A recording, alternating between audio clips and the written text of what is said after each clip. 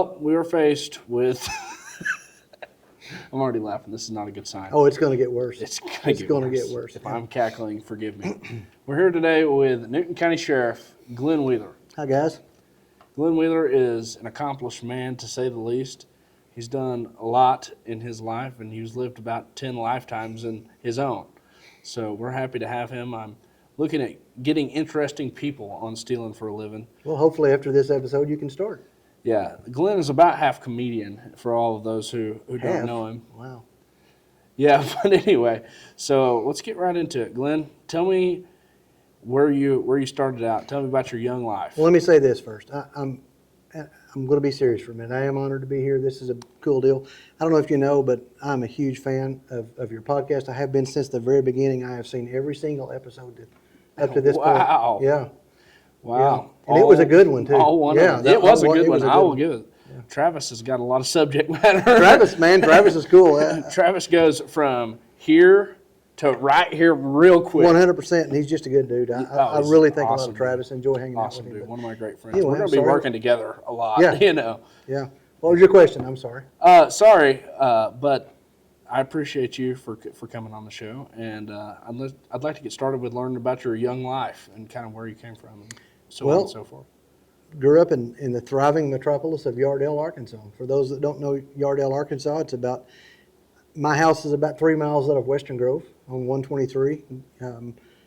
Grew up there. I went through life. A lot of things happened, but I ended up back. I live in the same house I grew up in. So that's really cool. I'm sixth generation on that farm. And so I have a lot of roots in that entire area. My grandparents were there. It's just an area I love and call home. It's just a beautiful part of Newton County. And so that's where I grew up. Went to school at Western Grove. Lived life and came back.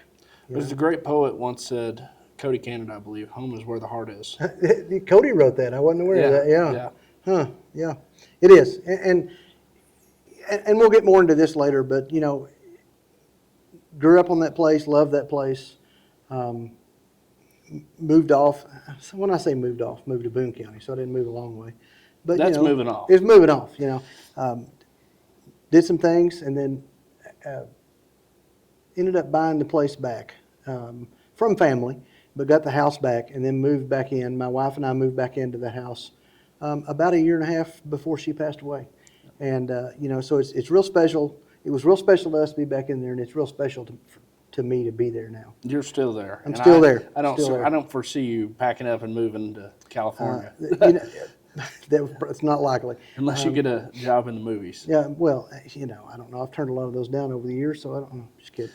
But no, it's home. It's Newton County is home. I never lived more than just a few miles out of Newton County, but Newton County is home.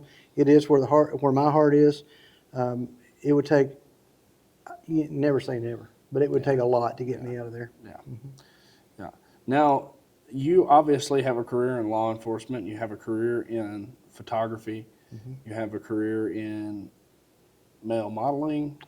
I used to be a pot-bellied underwear model, but short stint. But the market dried up. It was a good run. The market dried up. It was a good run. Yeah. It's a good run. No, but tell us a little bit how you got started in law enforcement. Well, it's kind of a roundabout story, but my dad was a cop for a little while. Now, my dad died when I was 11, so he wasn't a police officer of any or in law enforcement at all by the time I was in his life, but he had been in the past, and I knew that, and I was always real proud of that. And so it was always kind of in the back of my mind, although it wasn't necessarily in the forefront of my mind. But, got out of high school, had some jobs, started going to college. I never finished college, but I started college. And during that time, I had some part-time jobs while I was going to school. And an opening came open at Newton County Sheriff's Office as a dispatcher. In the meantime, I had kind of thought about it and called over to the sheriff's office and spoke to him. And I wondered, this time I would have been 18 or 19, wondered if I could do a ride-along. And, they let me do that. And then I got a job there. I just did one ride-along prior to my being hired, but I got a job as a dispatcher and jailer. It was part-time at first, and I was still kind of on the fence about, I don't know if that's what I want to do or not. But there were some deputies working in Newton County at the time. One of them turned out to be just one of my dearest friends in the world, Greg Harris. And as a young man, they let me tag along on a couple of things. And, I got to witness a foot pursuit and a car pursuit and got to help serve a search warrant. And all of a sudden, I'm like, I found what I want to do in life. And quit college and quit my other jobs and went full-time there. Worked at Newton County Sheriff's Office as a dispatcher and jailer. Let me explain that for just a minute. At that time, we were in the historic old jail, built 1904-ish. And when I was on a shift, I was the only person in that building that wasn't incarcerated. I mean, there wasn't multiple people overseeing the jail and someone dispatching. It was me and them. And I don't mean that in a me against them way. I mean, I was just, unless a deputy came to visit or the sheriff came in or they were doing reports or something, I was the only guy in the building. And so it was a interesting introduction into it. We didn't have a whole lot of really, really bad characters in there necessarily, but some occasionally. But I learned a lot early on, how to handle people and how not to get my butt kicked, to be quite honest. Through personality, not necessarily through. Who was sheriff when you started? Ray Watkins. Legend. We're going to get to that in just a second. You know what? I heard you and Travis talking about that, and Ray is a legend. And I can say he's one of my dream interviews. I want to get him on the podcast. He'd be great. Let me tell you, Ray, not a big guy. And I worked around him, as working for him, and then later as I was in my career, worked around him. I don't think that man's afraid of anything. I mean, he did have a hijacking where he went without arms. That's well, I mean, he was armed when he showed up at the scene. He approached them, unarmed.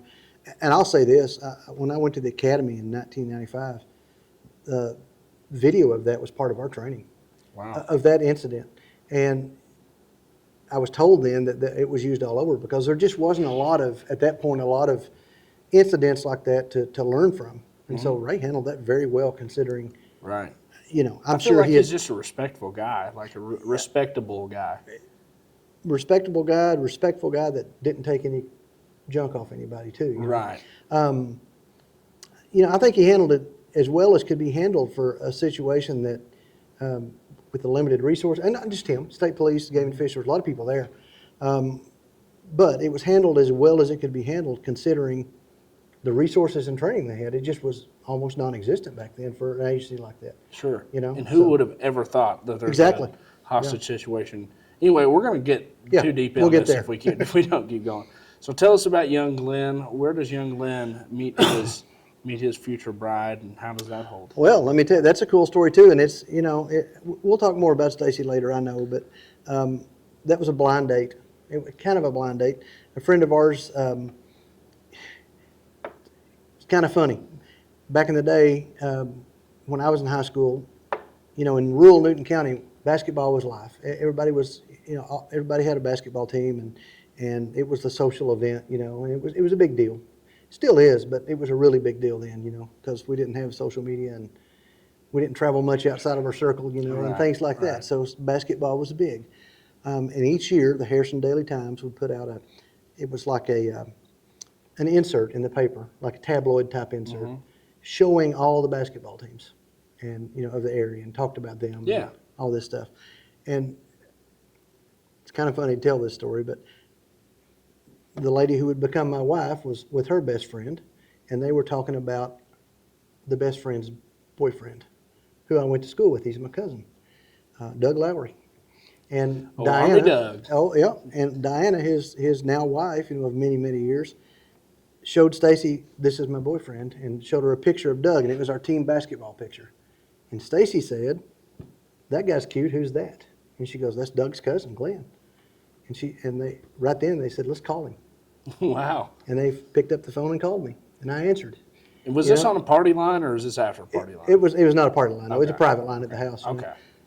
But anyway, this girl, Diana, tells me, "Hey, it's Diana, Doug's girlfriend." And of course, I knew her, not well at that time, but I knew her.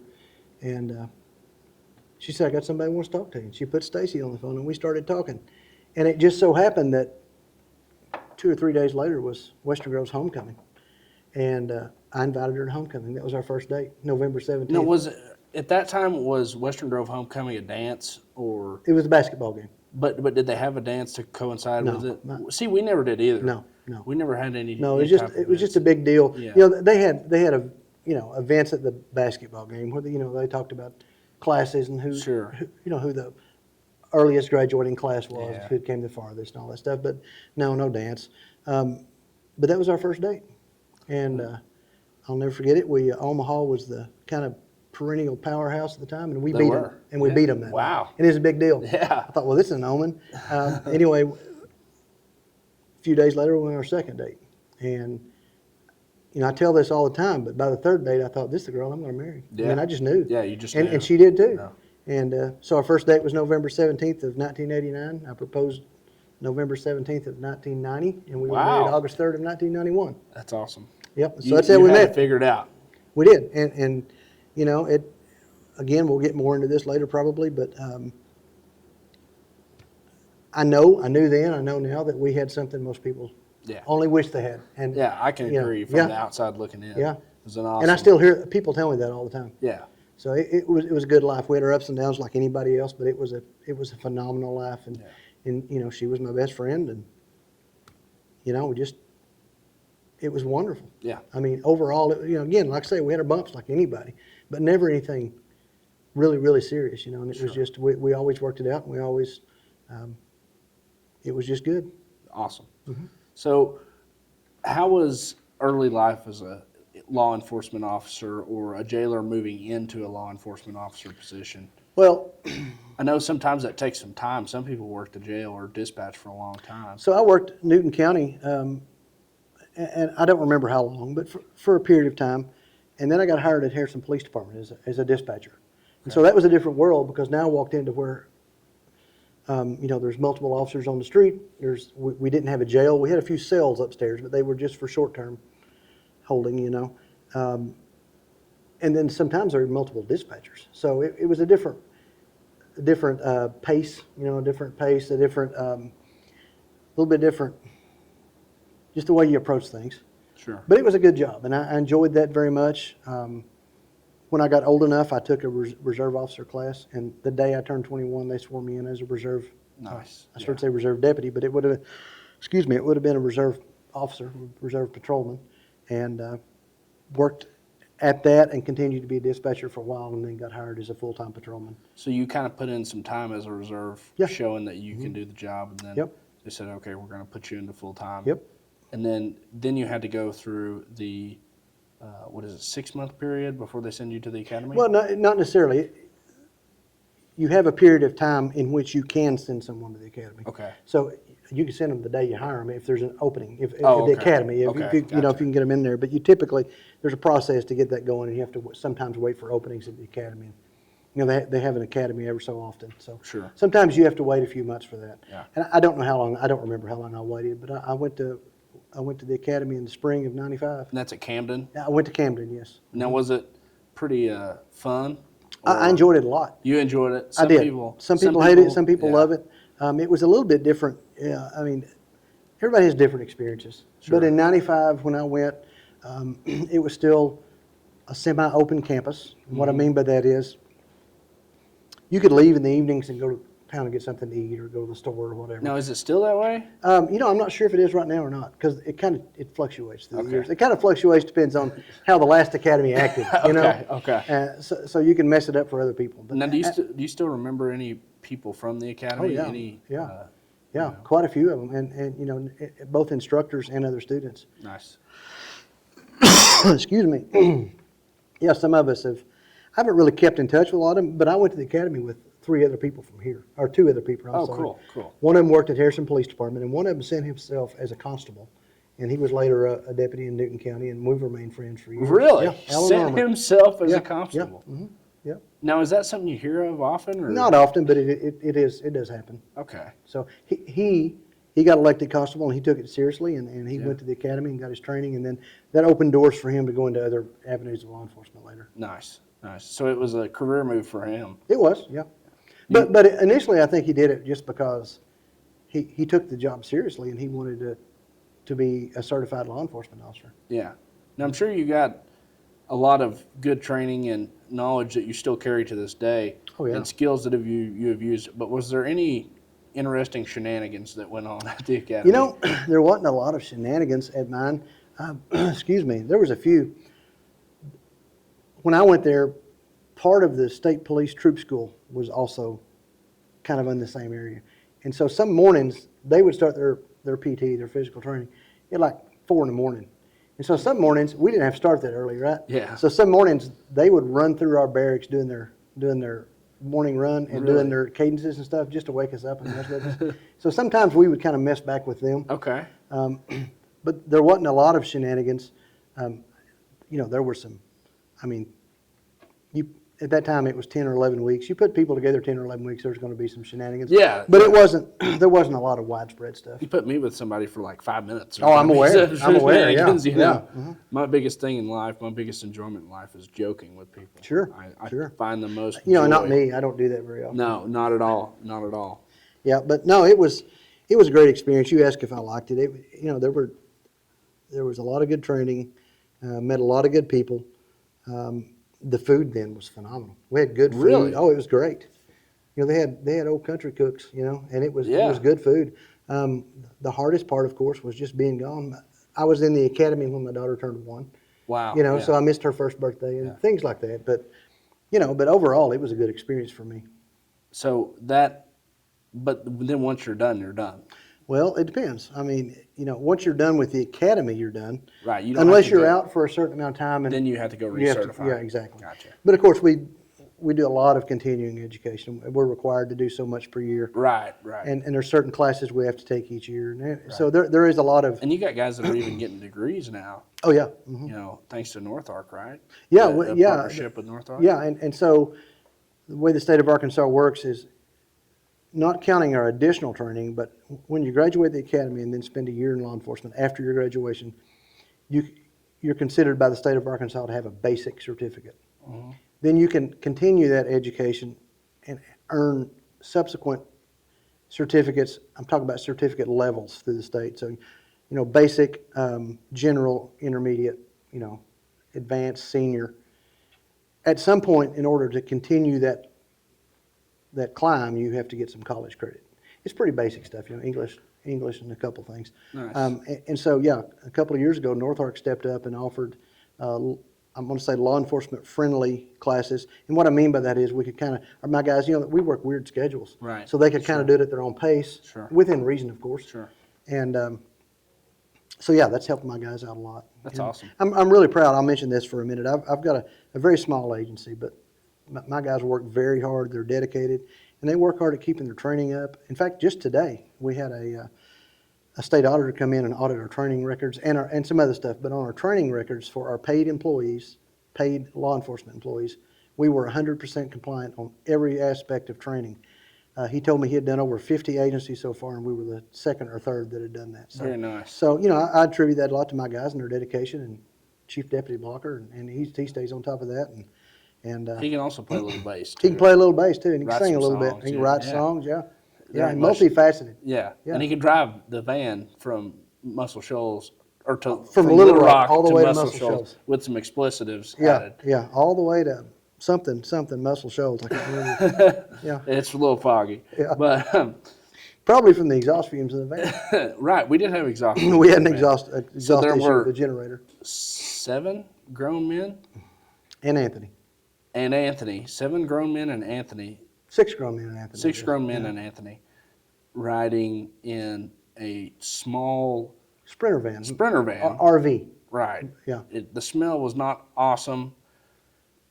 We had a smoking section in the middle where the guys that smoked would Open the punch vent. the roof hatch out. Mm-hmm. And then Blocker somehow got conned into driving from Little Rock to Muscle Shoals, Alabama, while everybody else was back there cutting up and having a good time. So those of you that don't know, in addition to being sheriff, I kind of helped manage this 7 South band that Walker's part of, and that was a trip to Muscle Shoals to play some gigs and do some recording.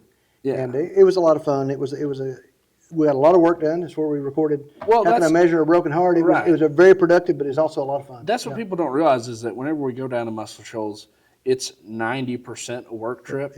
We work our butts Most off. of the fun that gets had is in between. It's on the road. Is on the road, yeah. It's Yeah. just driving back and forth on that. Yeah, 6 it's a or- lot of work. People don't understand that, but I say we work our butts off. You guys especially work your butts Yeah. off. I try to do, Well, you are schmooze. organizing and I schmooze, yeah. I schmooze and book some dates and make sure that we get paid and things like that. Yeah. But you guys especially are working. I mean, you guys worked your tails off on arranging that song and getting it recorded and doing all that work, and it turned out great. Yeah, when we went down there was nothing. That song was just It was an it was idea. lyrics I mean, and the lyrics were in place. Yeah, the lyrics were there. But as far as the composition, And there was Anthony had nothing. kind of put basically a melody, I guess you'd say, Yeah. to it, and a tempo, and everybody worked together and just worked out the kinks and come up with what we come up with, and worked out the different parts, the steel parts and the guitar leads, and it just turned out great. Right. Turned it out did. great. It did. It was cool to be a part of that.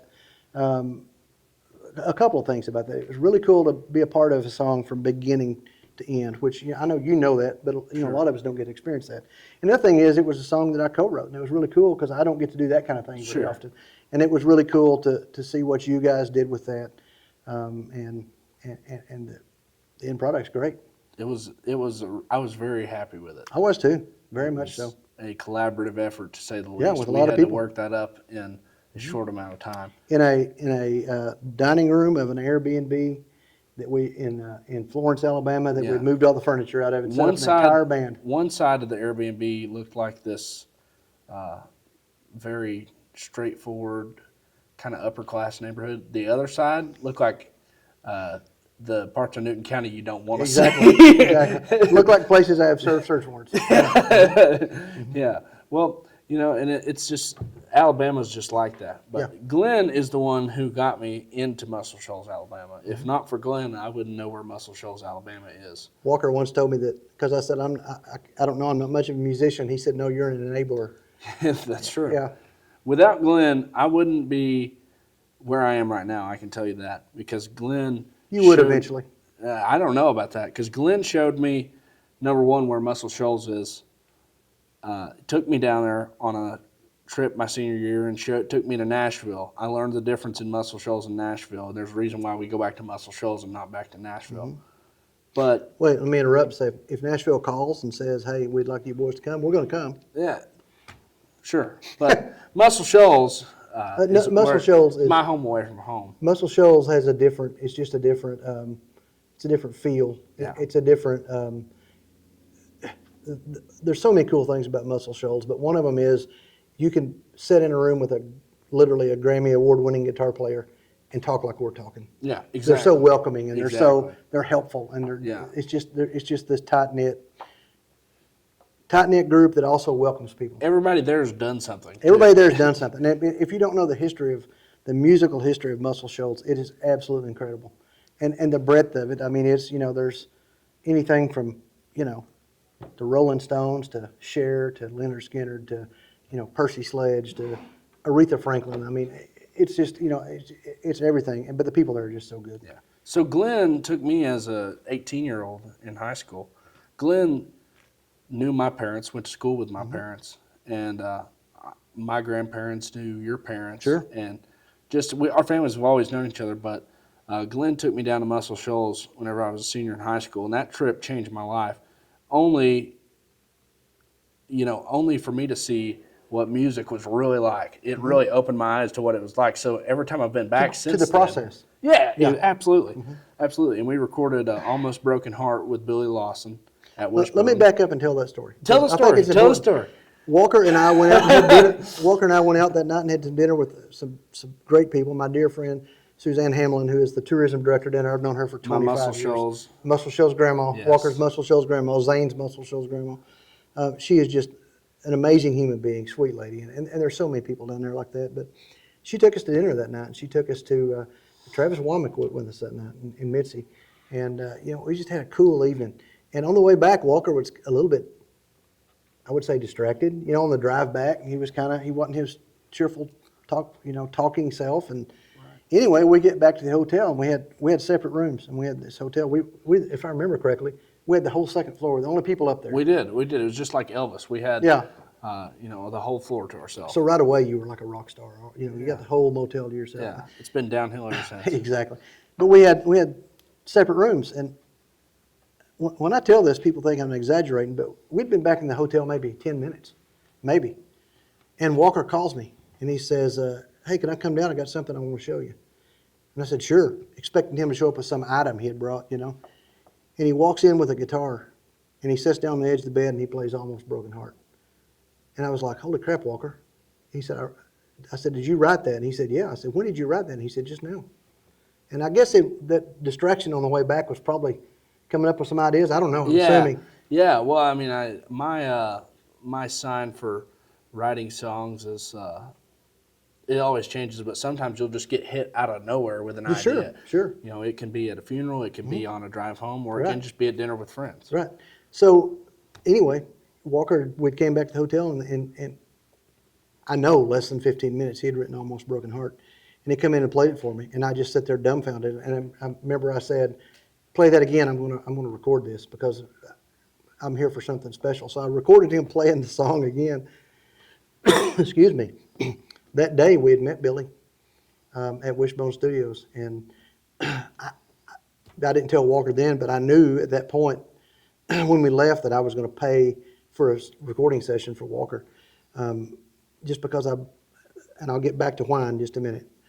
Partly because I just believed in it, in him, in Walker. But I sent that song to Billy about 10 o'clock that night and said, what do you think about this? Because Billy knew I was going to do that too. And he didn't answer, and he didn't answer, and he didn't answer. And like 2 o'clock in the morning, my phone rings, and it's Billy. He's like, dude, that's the most country song I've heard in a long time. That's Billy. Have him at 10 o'clock in the morning. We're cutting it. That's Billy. And I said, all right, we'll be there at 10 o'clock in the morning. That's Billy. So yeah, I called Billy, and I'm like, you know, all right. Billy calls me back and says, let's cut it.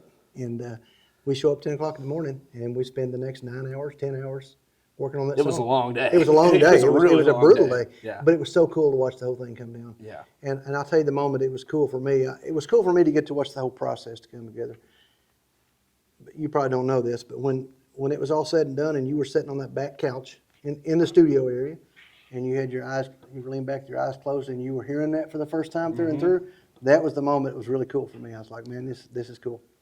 But I said I would add to that.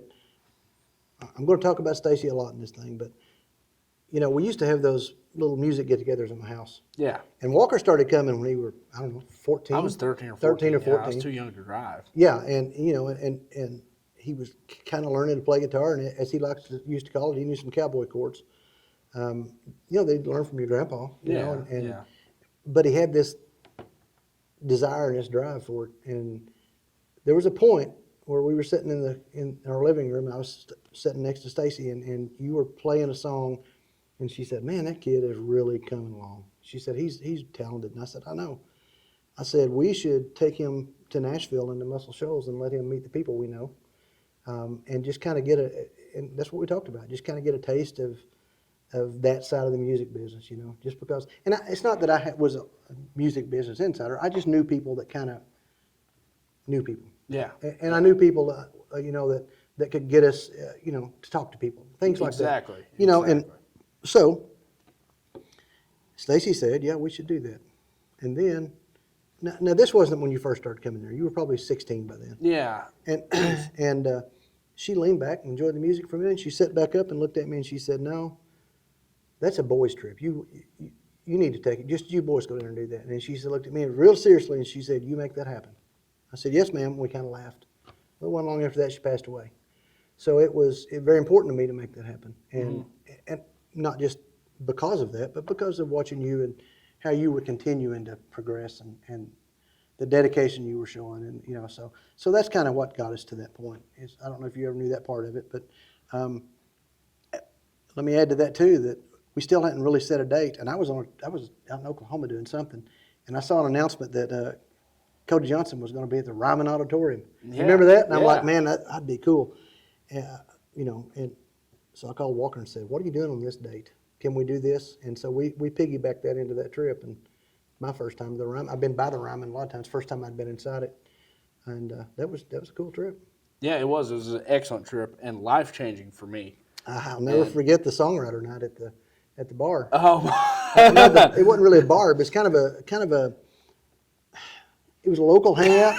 You know, first of all, I've got to add this. I don't know what it was. At 18 years old, I smooth talked Walker on the stage at Tootsie's.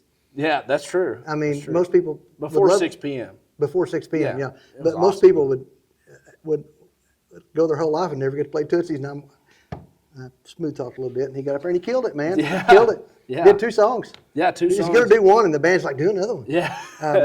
But so we were trying to hit some of those places, and we go to this place. I don't remember the name of it. Do you remember the name of the place? I don't, man. I was so ready to get out of there. It was kind of I'm talking about the place that was, it's kind of a local singer-songwriter where they go to do songwriter night. We were going to do the Bluebird. We wanted to do Yeah, we couldn't get into I remember Bluebird. wanting Get to to do Bluebird.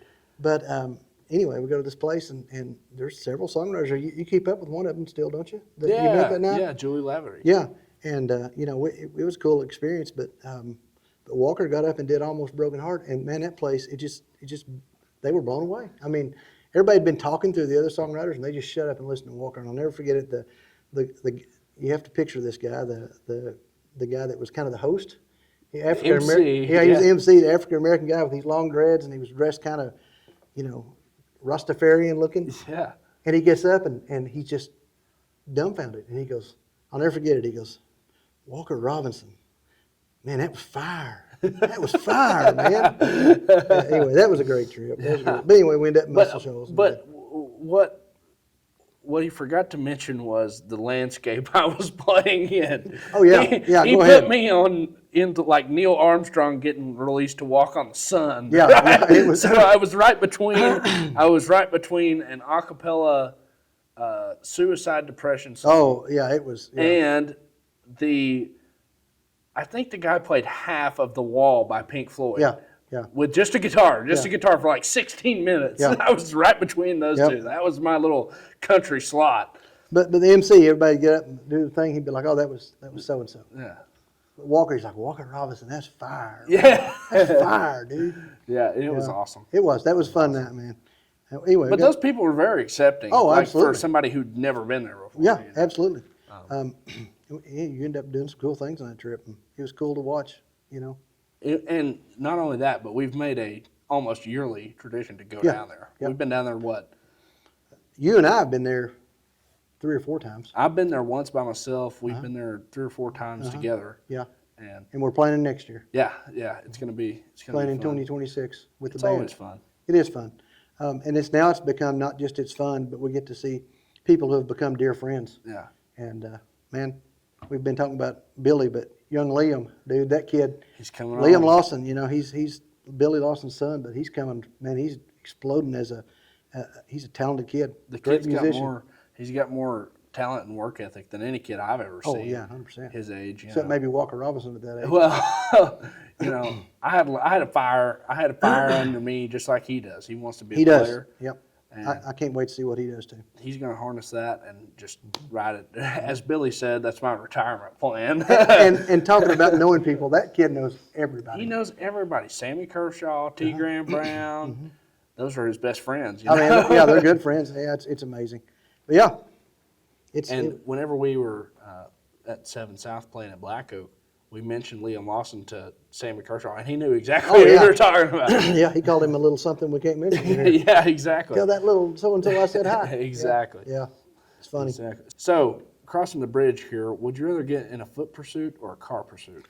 Like the proper answer to that is neither, because you put people in danger. But the older I get, the less I want to run. So I have to go car. When you were younger, did you lust after foot pursuits? Here's the thing. I mean, I used to love to watch. There was TV shows on back in the day, like World's Scariest Police Chases, and there was always this guy that was like a lieutenant at some department in California. He's like, the last thing any officer wants is to actually get in a pursuit because of the horse crap. We loved it. I mean, not that we love the reality of it is most of us are adrenaline junkies to some level. Yeah. Not that we want to drive fast and chase people and put people in danger, but if that's going to happen, Yeah. if Officer A gets in a chase, Officer B and C want to be there to help. Yes. So, but I used to love foot pursuits. I pride myself, and my guys pride themselves in being fair and honest, and and we work for the public, and I believe that. I mean, I'm not just saying that. I believe that. If someone is messing up, we're going to deal with it, and we're going to deal with it as diplomatically as possible. Sometimes that's not possible. Sometimes the Right. person leaves no option but to deal with it in more extreme ways. But we would prefer not to do that. Exactly. We're not out to write a bunch of tickets. We don't have quotas, and we don't have. I don't expect my guys to go out and write so many tickets. I don't. I mean, most things can be handled without an arrest or tickets.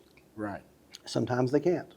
So yeah, usually, not usually, but if someone finds themselves on the bad side of that, we weren't out just looking to pick on somebody. There's a reason we're there. Someone has called us. We've seen something happen, and it's a job that sometimes people disagree with, but we try to do it as honestly and efficiently and fairly as possible. Sure. And one of the quotes that you taught to me, and that has really stuck with me, is that nobody hates a bad cop worse than a good cop. That's 100% right. It makes the whole field look bad. That's 100% right. No, and I say it all the time, and I'll say it again. Nobody hates a bad cop worse than a good cop. It puts us all in a bad light. It makes our job harder. It does a lot of things. So, and I'll say this too. Well, Arkansas is doing a really good job. Arkansas is leading other states in the nation on some levels of weeding out the guys that don't belong in law enforcement. And what I mean by that is we have a very straightforward and easy process to decertify someone who has done things or has proven themselves not to be of the character a good law enforcement officer should be of. So it's pretty easy for me to put in for someone who has exhibited a certain behavior or a certain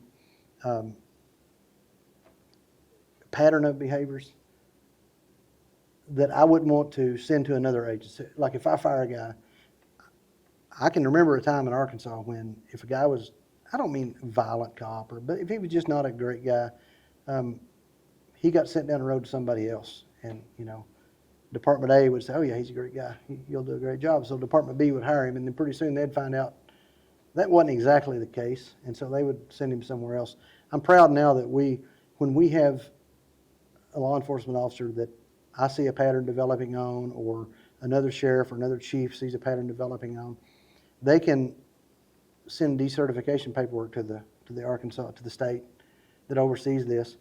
That person can have a hearing, and there's a process. It's not just on our word, but if they go through that process, or they don't go to the hearing, but they go, or if they do, and evidence is presented, it's not a formal court hearing, but it's a hearing in front of a board. And if it's determined that person is not, I keep saying that guy, but it could be a girl. If that person is not suitable to remain in law enforcement, they're decertified, which means without an appeal, they can never be a law enforcement officer in Arkansas again. And then there's lots of other states who, we're in agreement with. So if they go somewhere else and they check their records from Arkansas and find they've been decertified, they're not going to be a cop there either. Sure. So I'm proud that we have that avenue and we utilize it. Sometimes I have to go to Little Rock and attend different things. And I've been able to attend a couple of the meetings of the Law Enforcement Standards Board. And I've witnessed quite a few decertifications based on patterns of behavior or one incident that was, above and beyond what they should have done or whatever. And so I'm proud of that. I'm proud we're taking those steps to try to make it a more professional and upstanding profession. Sure. And the good cops and the good the people who support the good cops are happy that they are held to a higher standard. Absolutely. Absolutely. It is. I mentioned earlier today we had an auditor from the state come in and audit our files. And I'm glad they're doing that. And they're doing that to every agency in the state. And I'm glad they're doing that because it just sets a standard and a baseline for this is what's expected. It keeps everybody accountable. Keeps everybody accountable. And I'm glad they're doing that because it's pretty easy to not do that. But these guys are stepping up and they're doing it in a very constructive and good way. And it's a good thing. Do you think that the social media boom is Absolutely. causing more sheriff's office and police department workers to be held more accountable? I think so. I mean, I think, we know, if we go out and deal with someone, we're likely being videoed, which is you fine. You guys are wearing a camera. Because it's fine, because we're wearing cameras Right, too. Yeah, right. we wear body-worn cameras, and that is, man, that's been a lifesaver to us more than once. You know, people make accusations that this deputy did this, and we go back and watch the footage, and it didn't go anything like that. You know, the flip side of that is if a deputy messes up, I have a documentation. It doesn't lie. It doesn't lie. Yeah. It doesn't lie.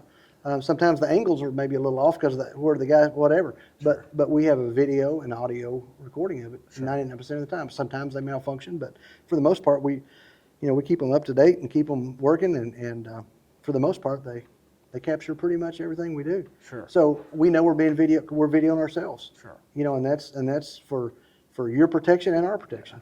What was a moment, I can think of a couple that we've talked about in the past, that really was a turning point in the way that police work is done? I remember that we talked about the FBI shooting. I'll tell you, there's been a few that, you know, famous incidents that happened that changed the way law enforcement approaches situations. And one of the biggest ones I can think of is the Columbine shooting. Because we were trained back then to go in parties of 4. If there's an active incident, you know, make sure you've got a team of 4 and go in. And there was these different formations, you know, diamond formation and all these things they taught us. And, you know,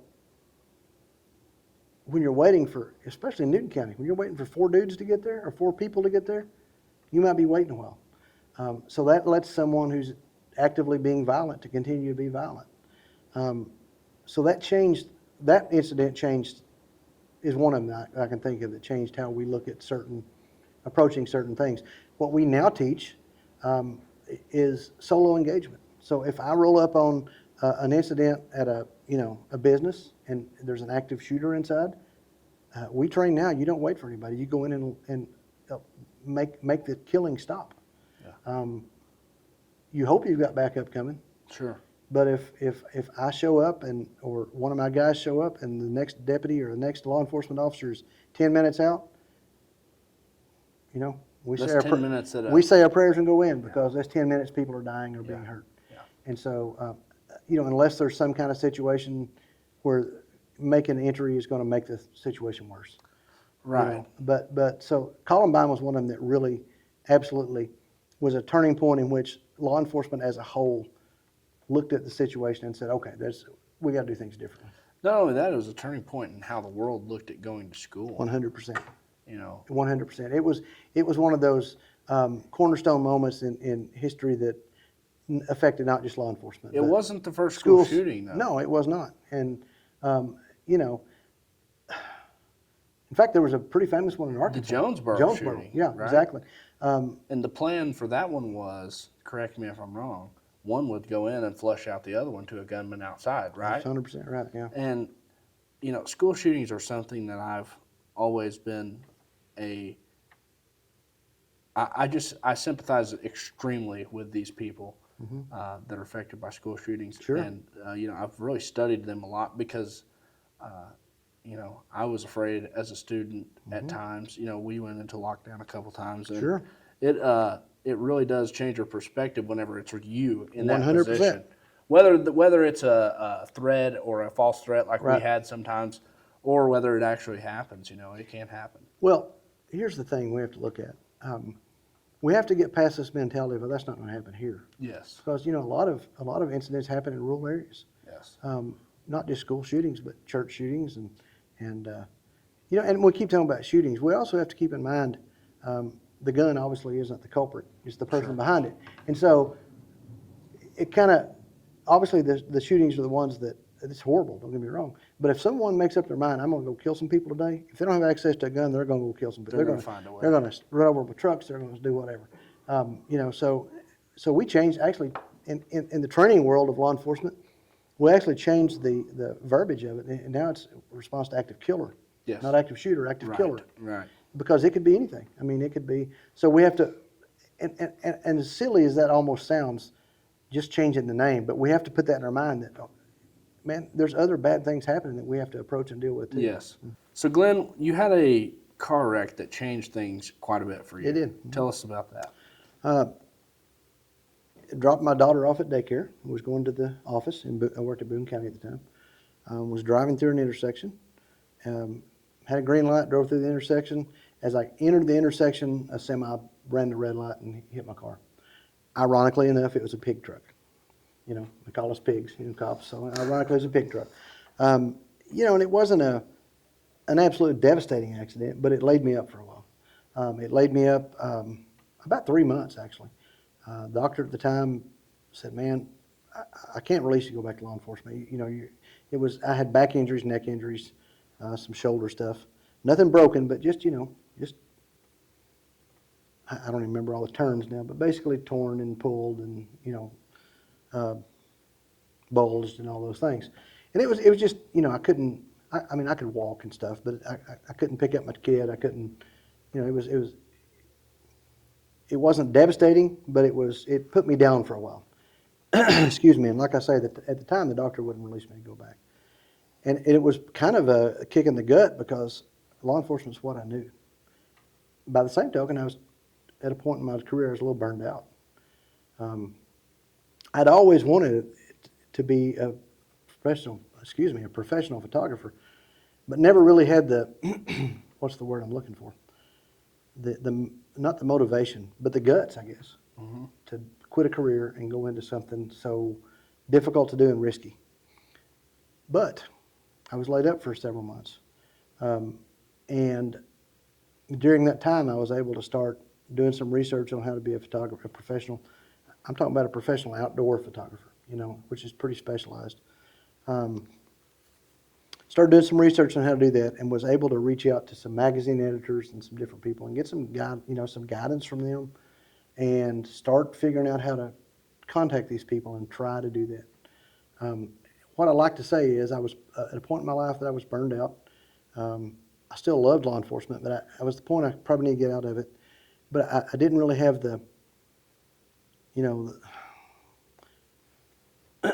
I guess the courage, I guess is the right word I'm looking for, to do that.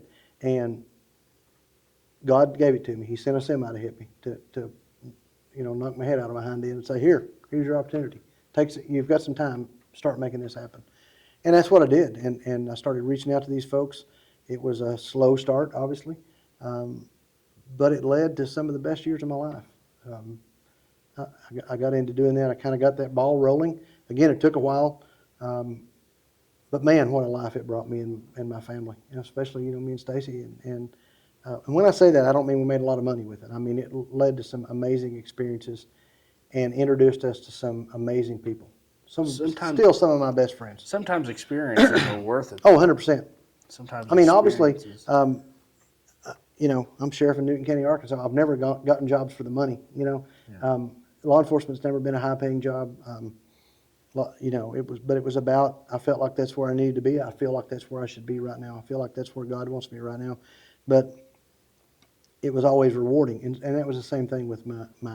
I'm going to call it my outdoor communication career, and I'll get into that in just a minute. But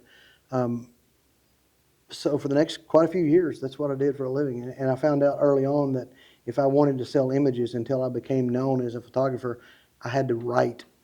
And writing and providing images to accompany those articles was the way to really get started.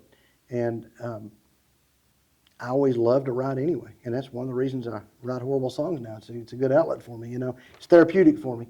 And every now and then you get one that kind of works, like Measure a Broken Heart. But I love to write, and I always did, and that helped me really get started in the photography side of things. Along that way, during that time, I got a couple of really big breaks, and one of them was I had a couple of guys that are now dear friends of mine, Keith Sutton and Jim Spencer, and at that time they worked for the Arkansas Game and Fish Commission's magazine, Arkansas Wildlife, and they reached out to me. I'd sent them some, we call them queries, querying them to see if they're interested in some of my work, and they reached out to me and asked me about a particular thing, if I had these images they needed. And I didn't, but I wrote them back and said, I don't have them, but give me 2 weeks and I'll have you what you need. At that point, it was soon enough after my accident, I couldn't even carry my camera gear. So I got my nephew to go with me. He helped me carry the camera gear. They gave me the contacts I needed, and I went and shot rolls and rolls and rolls of film. This was in the film days. Had all the slides processed, made a submission, and ended up selling 7 images to that one article, which was a big deal. There was a double page spread, and I thought, man, this is easy, It took a long time before I sold 7 images to another magazine in one sale, but So that was somewhat significant. But what was more significant was the letter I got back. And Jim Spencer was the one that sent me the letter back. And he said, he went into what images they were going to use and how well it worked and how much they appreciated me taking the initiative to go get what they needed. But he ended it with, there's a group called the Southeastern Outdoor Press Association that you should consider joining. And I reached out to Lisa Snuggs, who you now know, Yes. the director of CEOPA. It was called CEOPA. And found out what I had to do to join that. Ended up joining it first as an associate member until I kind of proved my, you had to check certain boxes to be able to be a full-time or full-fledged member. But I joined CEOPA, and that changed my life. It absolutely did. It was an organization full of very professional outdoor communicators. And when I say outdoor communicators, I'm saying outdoor writers, photographers, TV hosts, radio hosts. They wrote for the biggest outdoor magazines in the world, or right down to local newspapers. But they had to be a certain level of professional to be able to be in this organization. And then on top of those people, you also had like tourism people and industry people that maybe, it was mainly outdoors, hunting, fishing type stuff, mainly. Other stuff too, but so you had outdoor companies from gun manufacturers to boat manufacturers to fishing lure manufacturers to, Chevy and Toyota and some of these, these kind of companies. Because in order to produce these magazines and this content that they needed at the time, which was, again, TV, radio, the writer needed to have places to go, so they worked with the tourism folks. They also needed things to write about, so they worked with these companies. So these companies would provide them with products to review or different things. And so that's how I met. So I met Suzanne Hamlin. It was through CEOPA. She was a tourism lady.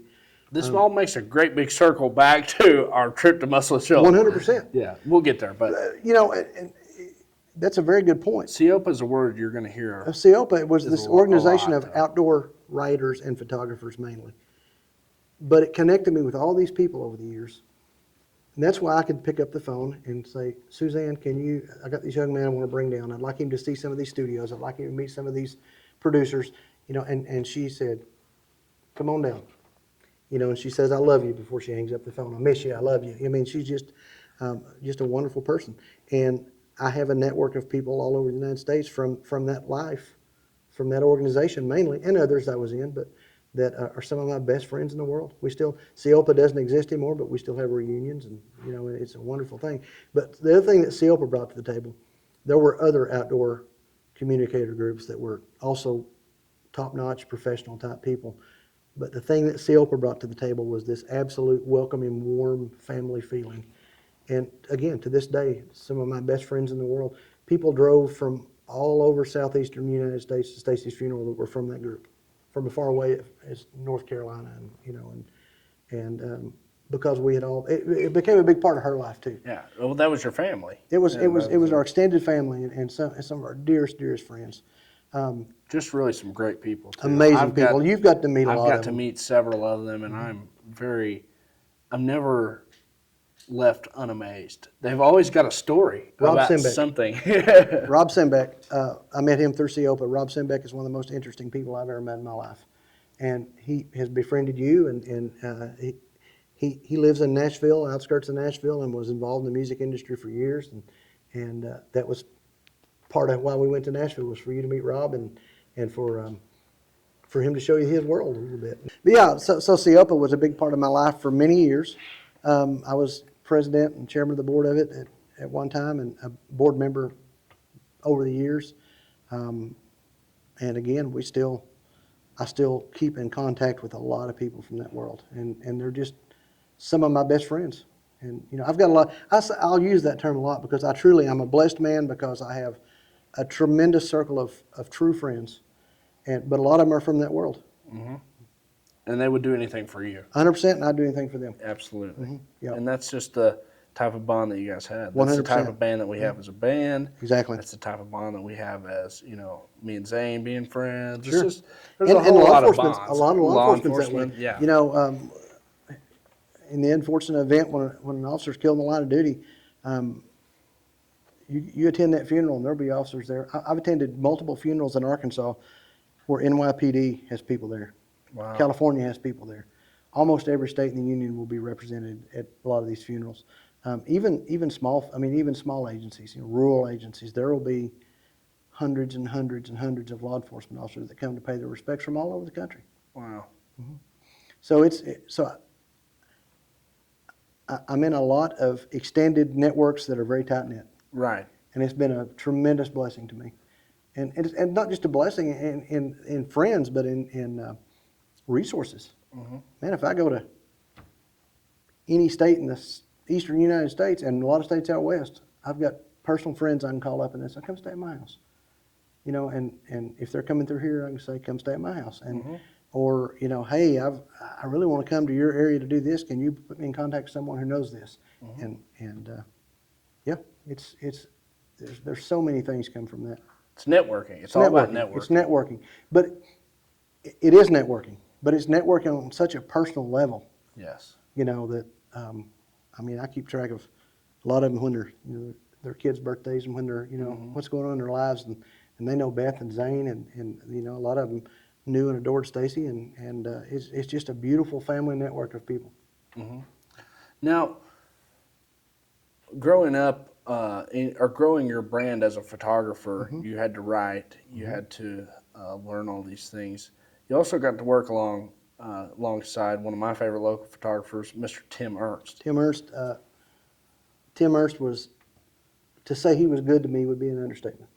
Tim was instrumental in a lot of my photography on a lot of levels. I mean, let me say this. I grew up liking nature photography, and as I learned to appreciate it and study it, there's a lot of people that I really looked up to.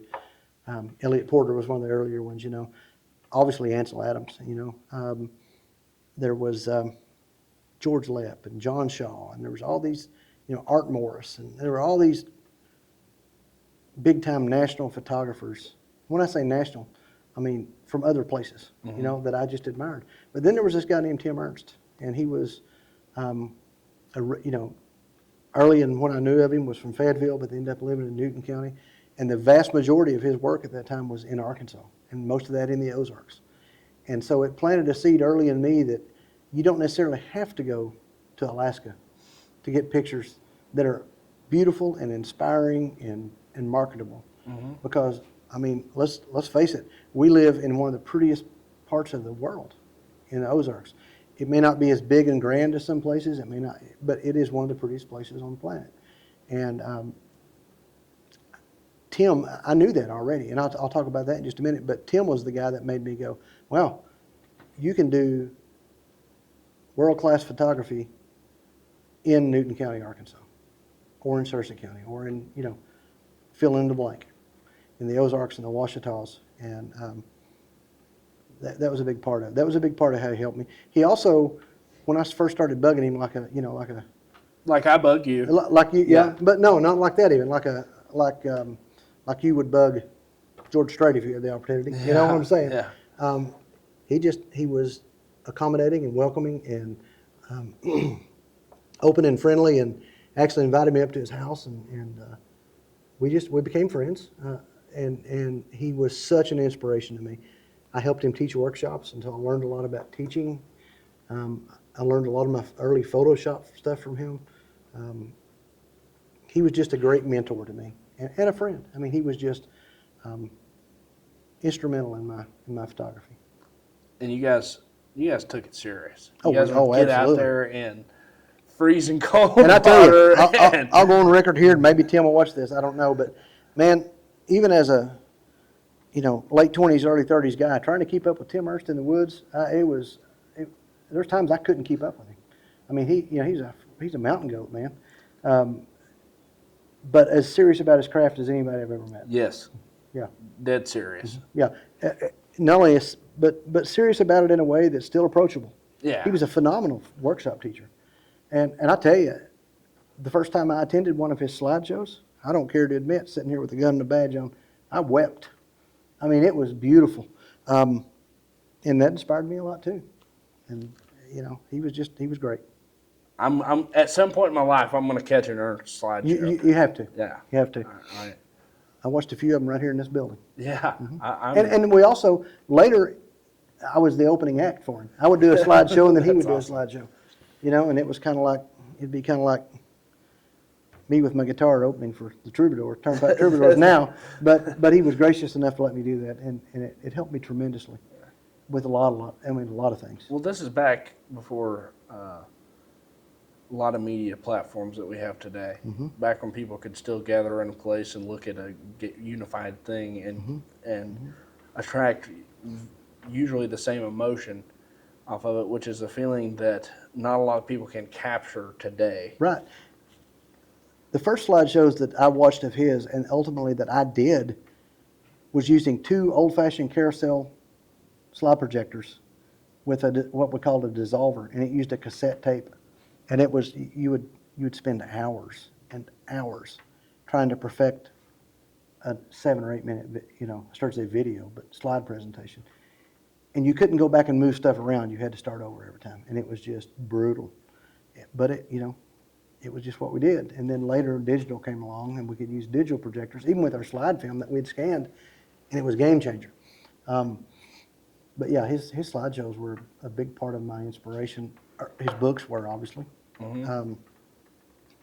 Leading you to write your own book. And he published my first book. Yeah. Tim was my first publisher. Yep. So, but obviously not just that kind of book, but his photography books were also, I mean, they I wouldn't say they ignited a fire in me because I think it was already there, but they definitely stoked it and fueled it. Right. What I was going to say was, I wanted to mention this. My dad died when I was 11. And one of the things my mom did for me that was pretty, I mean, she was amazing, absolutely amazing. But one of the things she did for me that was, I think was pretty crucial, she bought me a camera when I was about 12 or 13 years old. I'd always had little like Instamatic cameras, like I had like a Kodak 110 and a disc camera that used this little wheel that had little bitty film, and quality was abysmal, but but I was still taking pictures. But then she bought me a Minolta X370. Full frame. It was film. It was a 35 millimeter film camera. 35 mil, yeah. I had a couple of lenses, nothing fancy, but one was a 50 millimeter, one was I don't remember, a small zoom, probably like a 70 to 200 or something. But, not a high quality lens, but a zoom lens. And I can remember, I carried it with me all the time. I can remember one time I called in a bobcat and took a picture of a bobcat while it's camoed against a tree, things like that. I'm talking about as a, early teenager, mid-teenager. But I carried it with me in the woods. I took pictures of everything I ran across, and I would show them to people. And I'm sure, God bless them, people looked at those pictures and just got tired of looking at them. But every once in a great while, someone would go, "Oh my God, that is amazing," or "Oh my God, I didn't know, I've never seen that before," or whatever. And that started to inspire me getting more serious about learning how to do it in ways that communicated things to people. And most of the stuff I learned was most of it was self-taught through, books at that time, books and magazines, reading about techniques and just looking at pictures and going, that works really well. Why does it work really well? Yeah. Because, this is how they composed it, and different things. And then I had to learn about, of course, the technical side of things. But so that really started at that young age, and then I, kind of got away from it and go back to it, and got away from it and go back to it. But that never completely went away. And then when I got hit by the semi and had that time where I couldn't get out of the house hardly, but I could send, even then it wasn't send emails, it was type letters and mail letters to editors and wait weeks to get something back or never get anything back, and read books about photography and about the business of photography. And that really got me rolling on that early on. Now, how did photography create a new love for you for the Ozarks? I don't know that it created a new love. However, it did several things. One thing it did is made me notice things I might not have noticed before. Now, not necessarily, because I was always, nature was my cathedral type thing. Grew up in church, still go to church most of the time. Sometimes my job keeps me away from it some. But Same. But God, I felt closest to God in nature. Yeah. And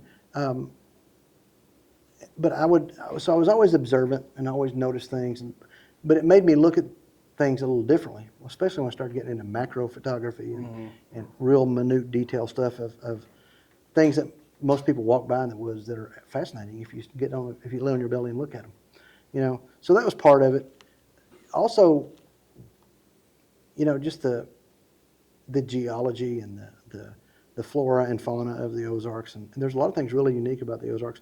Not the least of which, to me, is the tradition and the heritage, which is very similar to Appalachia, you know. But in fact, I've got some good friends from Seopa that are Appalachian historians and kind of preserve that stuff. And we often talk about how almost carbon copy the two are, because a lot of people from Appalachia came to the Ozarks, you know. But so I started not just capturing flowers and waterfalls and deer, but also the barns and the architecture and things like that. And so it made me look at the world a little differently. I still would drive down the road and look at a scene and think, boy, that light is incredible. Or you know, man, I wish I had a camera because I could frame this way. Of course, now we have our phones. Yeah. And believe it or not, some of the phone I'm shooting now has a much better resolution and a processor than my first digital cameras did. You know? Sure. But also, the other thing about it is I always absolutely loved sharing my world with other people. I'm very proud of where I grew up. A lot of history there, but also it's just beautiful and it's fascinating, and the people are amazing. And I had another outlet now to share that stuff. I always liked taking people that weren't from here and saying, I want to go show you something, and physically taking them there. You know, people that were visiting my house or something.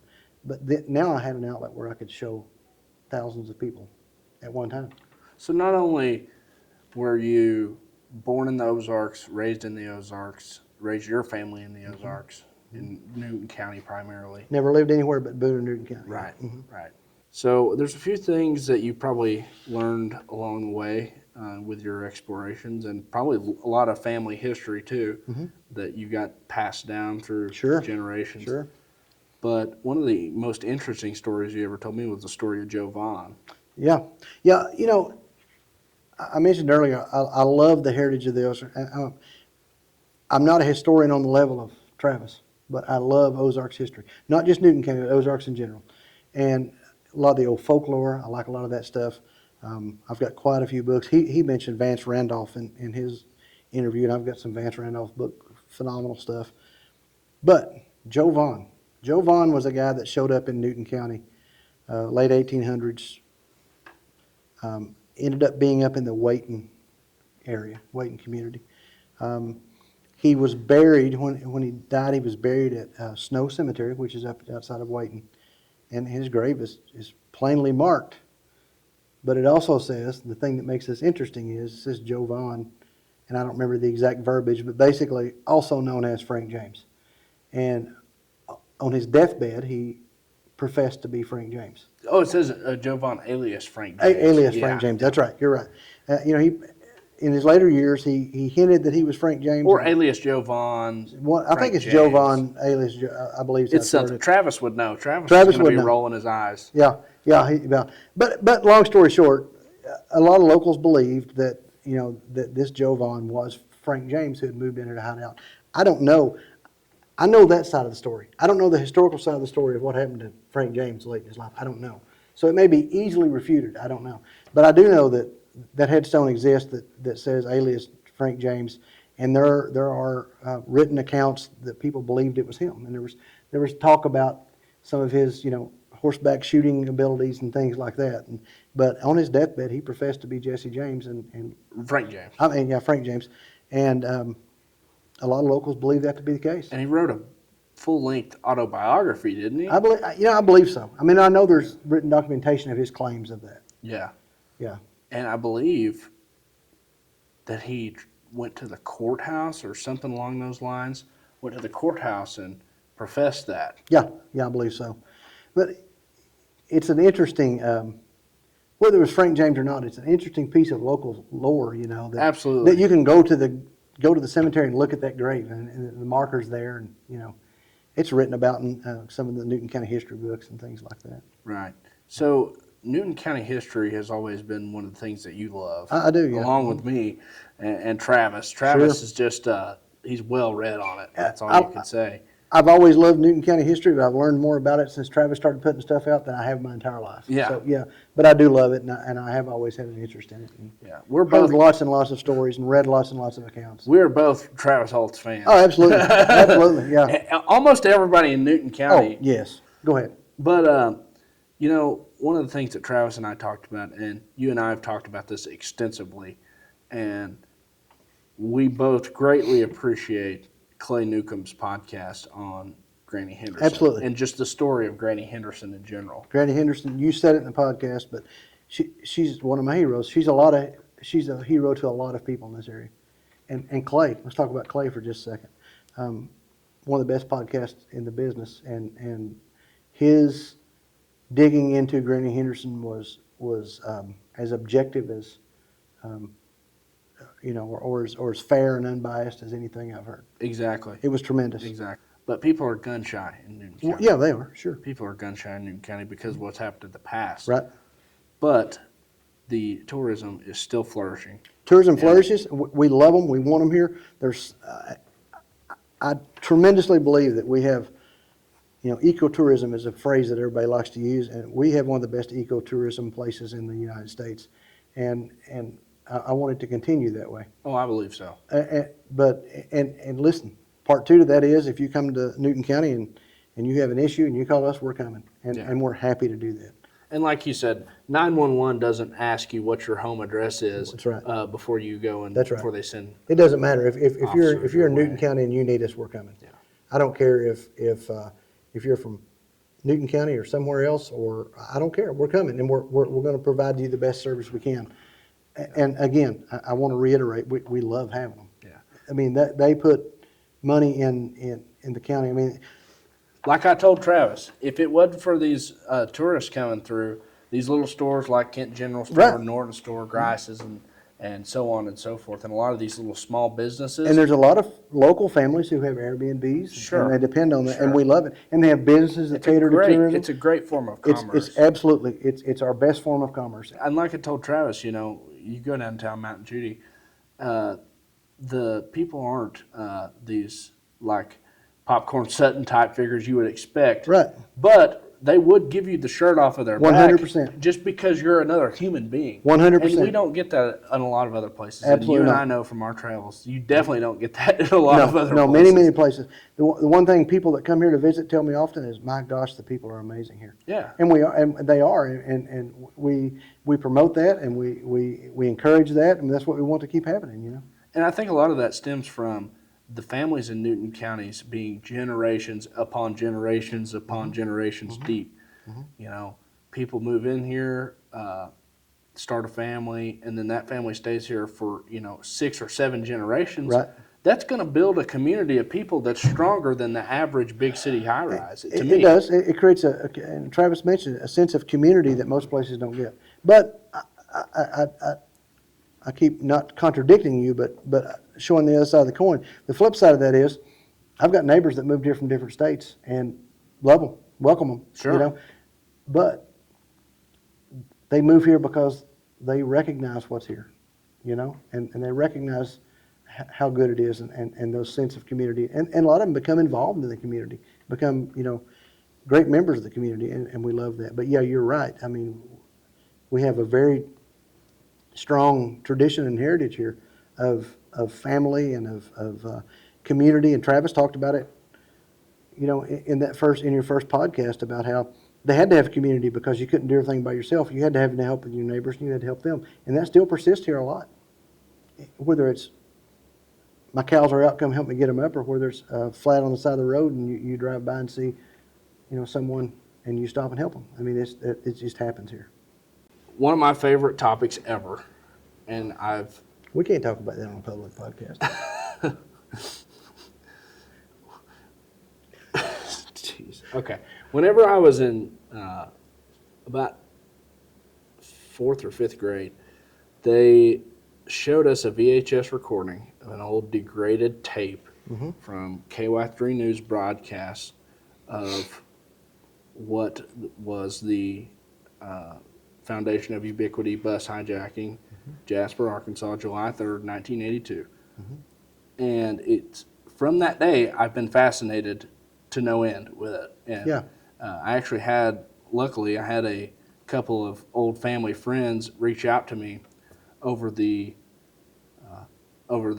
last week whenever we released episode 1 with Travis, and they said, "Well, here's what I was doing whenever that happened. Here's what I was doing whenever that happened." And a good friend of mine named Hope Wallen reached out to me. I know Hope well. Hope. Sure. Of course, her mother and my grandmother were best friends their whole life. And my grandma was Her actually mama could sing too.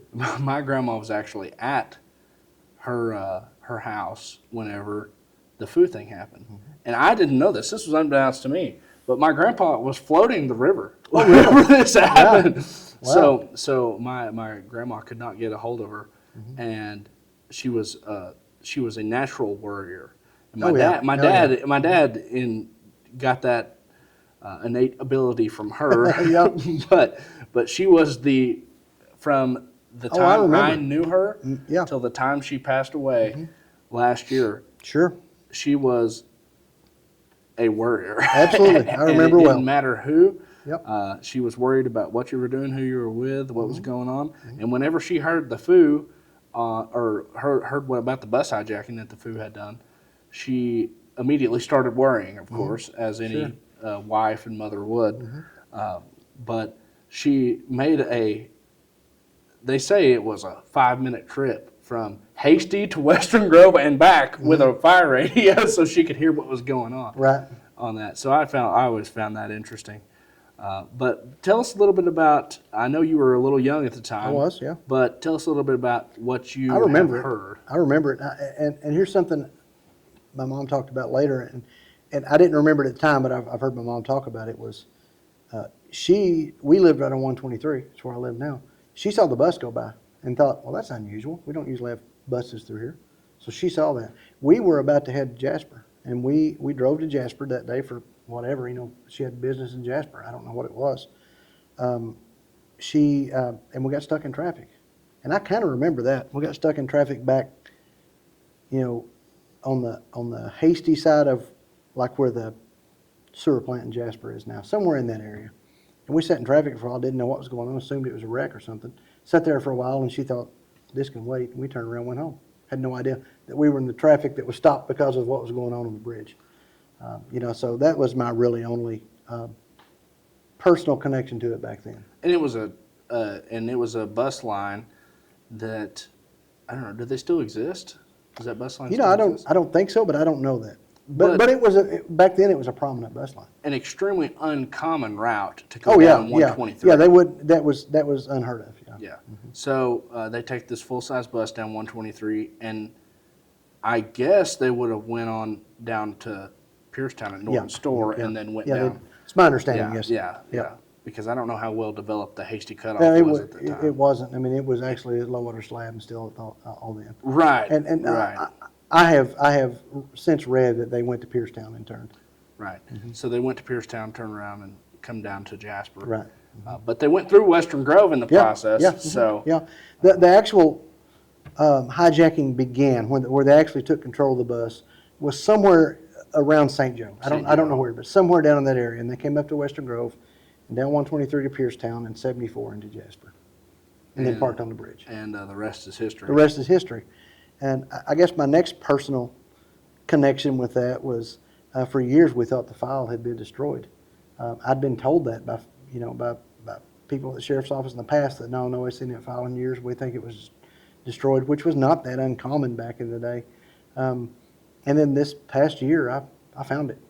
Wow. I found the case file, the sheriff's office case file of it, and it's got some interesting stuff in it. It's a lot different than a case file would be now. In fact, some of the evidence from the bridge is in the file folder. Wow. So and the original demand letter written on the paper was written on is in there, and there's some really cool stuff in there. Especially if you know and enjoy the history of the situation, it really brings some of that stuff to. You're holding it in your hands. It's pretty neat.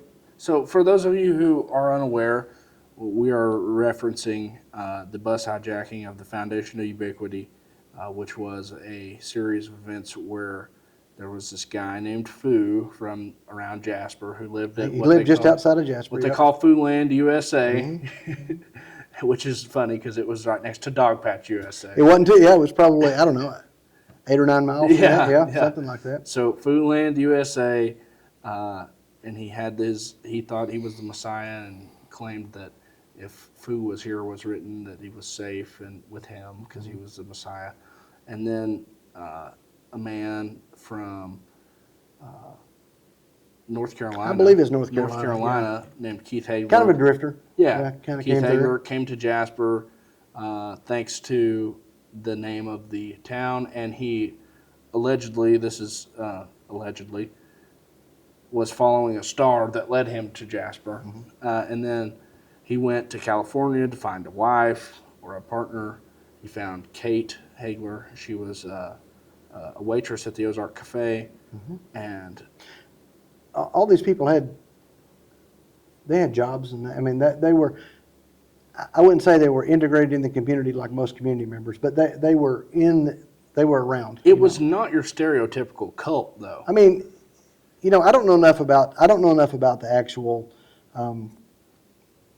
goings on of the compound back in the day. I know it was unusual to say the least, but like I say, Kate had a job as a waitress at the Ozark, and Daddy Foo, as they like to call him, had the store in Jasper. And the hearse he drove around and all that stuff. With a fake dead body in the back. So, anyway, so these two people, Keith and Kate, hijack a bus in St. Joe and drive it to Jasper after many, many failed attempts to get their message heard. Right. And Travis talked about Real People, the show Real People. That was a big deal when I was a kid. That show was a big show. And it was a show that I believe, it was on NBC, I believe. And they featured everyday people. Instead of being, Hollywood stuff or New York stuff, whatever, it was stories about everyday people that otherwise wouldn't have, we've talked about social media, there wasn't social media, so they otherwise wouldn't have had their story told to the masses. But Real People did that. And so they tried to get on that. They had tried some other stuff. But let's back up for a minute before the hijacking. They had gone on a journey. I don't know what to call it, but a journey. They were trying to correlate a lot of what they were doing with Bible prophecy. And they went out and did their ministry, their journey, whatever, for a set amount of days. That's why they knew. That's why they picked that day. That was the end of that. I don't remember the number, but a certain amount of days that they did their thing, going out and trying to collect people, I guess, followers and such. And the day that it all ended was actually, that's my understanding, that was significant. That day was significant to them somehow. It was a date with a purpose. Yeah. It wasn't just random. Oh, let's do that today. I mean, they had a plan going into that. And so these people basically hijacked a bus full of people and were very cooperative with the authorities because they wanted one thing, and they wanted to be executed. But the authorities at that time didn't want to execute them because they really hadn't done that much wrong. I mean, and they weren't extremely violent. They had kidnapped all these people, hostage, sure. Kidnapped, hijacked, but they hadn't hurt anyone at that point. I mean, there was a lady that had a heart attack, over the incident, but they weren't violent. They hadn't hurt anyone. They were threatening violence, and honestly, if you look at case law and training and all that stuff, law enforcement had every right in the world to use deadly force. Sure. I mean, sure. But they showed great restraint and great patience, because I believe they believed. These people weren't going to hurt anybody on the bus. Yeah. I can't put myself in their shoes. I don't know that they believe that, but it appeared to me they believed that. It appears from the very low amount of footage that we do have of the incident that. And not just footage. I personally know a lot of the guys that were there. Yeah. Some of them a lot of them are still alive. And, But it appears that Ray has got a confidence about him that, okay, everything's going to be fine. We just got to figure out how to get everybody safe. Let's figure out how to make this thing work. Right. Yeah. Right. And so eventually, after lots and lots of compromising, they start exiting the bus on their knees because they didn't want to be shot in the lower extremity. Right. And They were trying to force the hand of law enforcement to kill them. right, they were trying to do what's called a suicide by cop. Sure, And, with the belief that he would rise again in 3 days. And I hate to spoil the whole story, but he didn't. But yeah, that was his belief. If he was laid out on food land, he would rise again in 3 days. But the suicide by cop didn't work. No, it didn't work. That they had snipers or sharpshooters or whatever you want to call them, and they had orders to shoot to injure, not to kill, and that's what they did. But Kate was pretty dedicated to the cause. Yeah. Kate's really the one that really You can see it went in her eyes. She's gone. She's committed to that. Yeah. She knows she's and going to die. you can absolutely see it And in her Keith final is actions. reprehensive about it. Yeah, I mean, Keith's a little, he's a little, I don't, again, I can't put myself in their mindset, but reading the body language and what they were saying is, I believe she was definitely more dedicated to the cause than he was. Yeah. And when they were shot, partly it was because Keith was shot in a way that kind of disabled his ability to follow through with the suicide part. I don't know if that was the only reason he didn't do it, but ultimately she shot him and then herself. Yeah. Now, since you've been around law enforcement, you've seen it evolve, and it's evolved a lot since 1982. Sure, a lot. What do you think that what do you think the measures taken would be different in 2025 than in 1982? Well, with all the stuff that we know now and all the So lots and lots of things will be done differently, but on the same level, lots of things will be done the same. Obviously, in a situation like that, we initially would get there and kind of secure the scene, but then there would be specialized people brought in,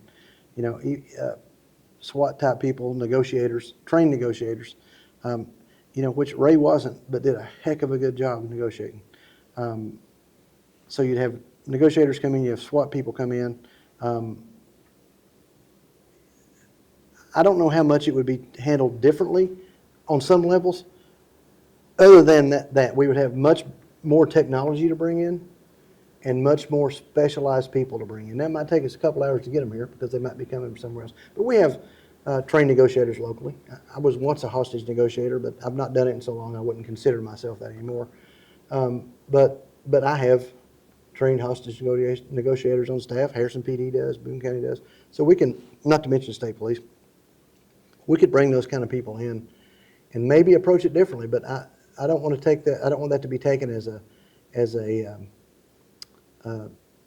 diss to Ray because how he handled it. Because Ray handled it beautifully, beautifully. I mean, I go back to especially considering. I mean, that was not something people trained for back then. and they got people studying in the academy. Yeah, That's a testament to how well he handled. Yeah, they the showed that at my situation. academy, and they talked about then what would be different then, which was still a long time ago, and what Ray did right, and a lot of what he did was right. He negotiated a lot of releases. He kept everybody calm. He interacted with them in a really personable way, but still held his ground on, no, you told me you'd do this, so you need to do this, and so he did a great job with it. Well, here's an example. I never have met Ray Watkins in my life, but watching the video, I felt like I knew him forever. Yeah. That's just the type of personable negotiator he is. Right. Yeah. And I really respect his ability to really do something that was really far ahead of its time. He was dealing with something that nobody in this area at that time would have ever dreamed he would be dealing with. It's just, it wasn't on anybody's radar, But he did a great job. It's one of those. It's another one of those defining moments, especially for Newton County, but not just for Newton County, but for a lot of people. And it also is something that from that point, future law enforcement could go back then and look at and say, okay, this is how this was handled, and this is what could have been done differently. There was a lot of things that would be different now. For instance, there was probably, there was probably one ambulance for 2 or 3 counties back then. So that what they brought down here was, an ambulance, probably I don't know that, but I mean, let's go back to the bus wreck in Jasper. You know, they had like one ambulance running relays, picking people up, you know. So, and I'm talking about the bus wreck that happened just south of Jasper. You know, What year was that? I believe it was 1980, I believe. It was a tragic bus Tragic wreck bus right wreck. there coming down Highway I don't 7. remember the exact numbers, but somewhere around 30 people killed. Wow. Yeah, it was tragic, and it was. But I'm saying, you know, now in today's world, one thing is the area of spectators that were there would be moved back quite a bit. You know, we would secure that area much more to prevent if there is a shootout. We don't have people back there getting hit. We would have ambulances staged on site. You know, we train a lot. We don't train as much as we should, but we try to train with our EMS folks to respond to situations together. You know, so I think we probably now we would. It's not that we would have the luxury now of having more resources available to us than Ray did back then. Ray and the state police. I mean, it was a collaborative effort. Ray was the one-to-one negotiator, but the state police had and not just state police. There were other people there too. But in fact, I've got a guy that worked for me until earlier this year, and he retired. That was there. He was Wow. Yeah, Kevin Thomas. He was a Yeah, game yeah, warden at the time. Yeah. Yep. He's you can see him in those videos. Yeah. And so do you think that snipers nowadays would be given instructions or orders to wound? It's I hard know to say. that's a hot topic. It's hard to but- say. So it would depend on the level of perceived danger to anyone else. If there was a chance that someone else could get hurt if you don't take that person out immediately, then absolutely it would be shoot to. I don't want to use the word shoot to kill because it's shoot to disable. Yeah. Shoot to prevent them from hurting other people. It would be unusual to shoot to wound now. I mean, it just is. Yeah, it's not unheard of. Right, but it is it was more common probably back then. Yeah, the risk of other people being injured as a result of you not ending that threat totally is pretty high. And that's a result of just data analysis and Yeah. and new training tactics throughout Yeah. the years. Yeah, because you have to keep in mind you still have innocent people in the area that are in danger. I mean, you know, Kate not only shot him, but she shot towards the cops and stuff too. You know, hit the bridge and a couple things. So whether that was intentional or not, we don't know, but it happened. So we've alluded to Stacy a lot, Yeah, we have. and Stacy was an integral part of your life, Sure. as well as the ones who knew her and loved her, like myself. She was always supportive of me, and you know, I have expressed my feelings about her to you several times. Sure. But As do hundreds of people a year, literally. explain if you can, explain the just the impact she had on your life. Yeah, I don't think I can explain the impact, but I'll give you some history. As I mentioned earlier, when we met my senior year of high school, 89, proposed to her in 90, got married in 91, and for the next 28 years, she was, you know, my wife and my best friend and the absolute love of my life. And I say that sincerely. You know, there's a lot of people that claim that, but I think anybody that knows us, you know, I still get told, she's been gone 6 years this month. I still get told all the time that we had something that most people only dream of. And I know that, and I knew that then. I knew that, you know, I'm not going to say I was smart enough, but I was lucky enough to realize that. Because a lot of times you realize things after the fact.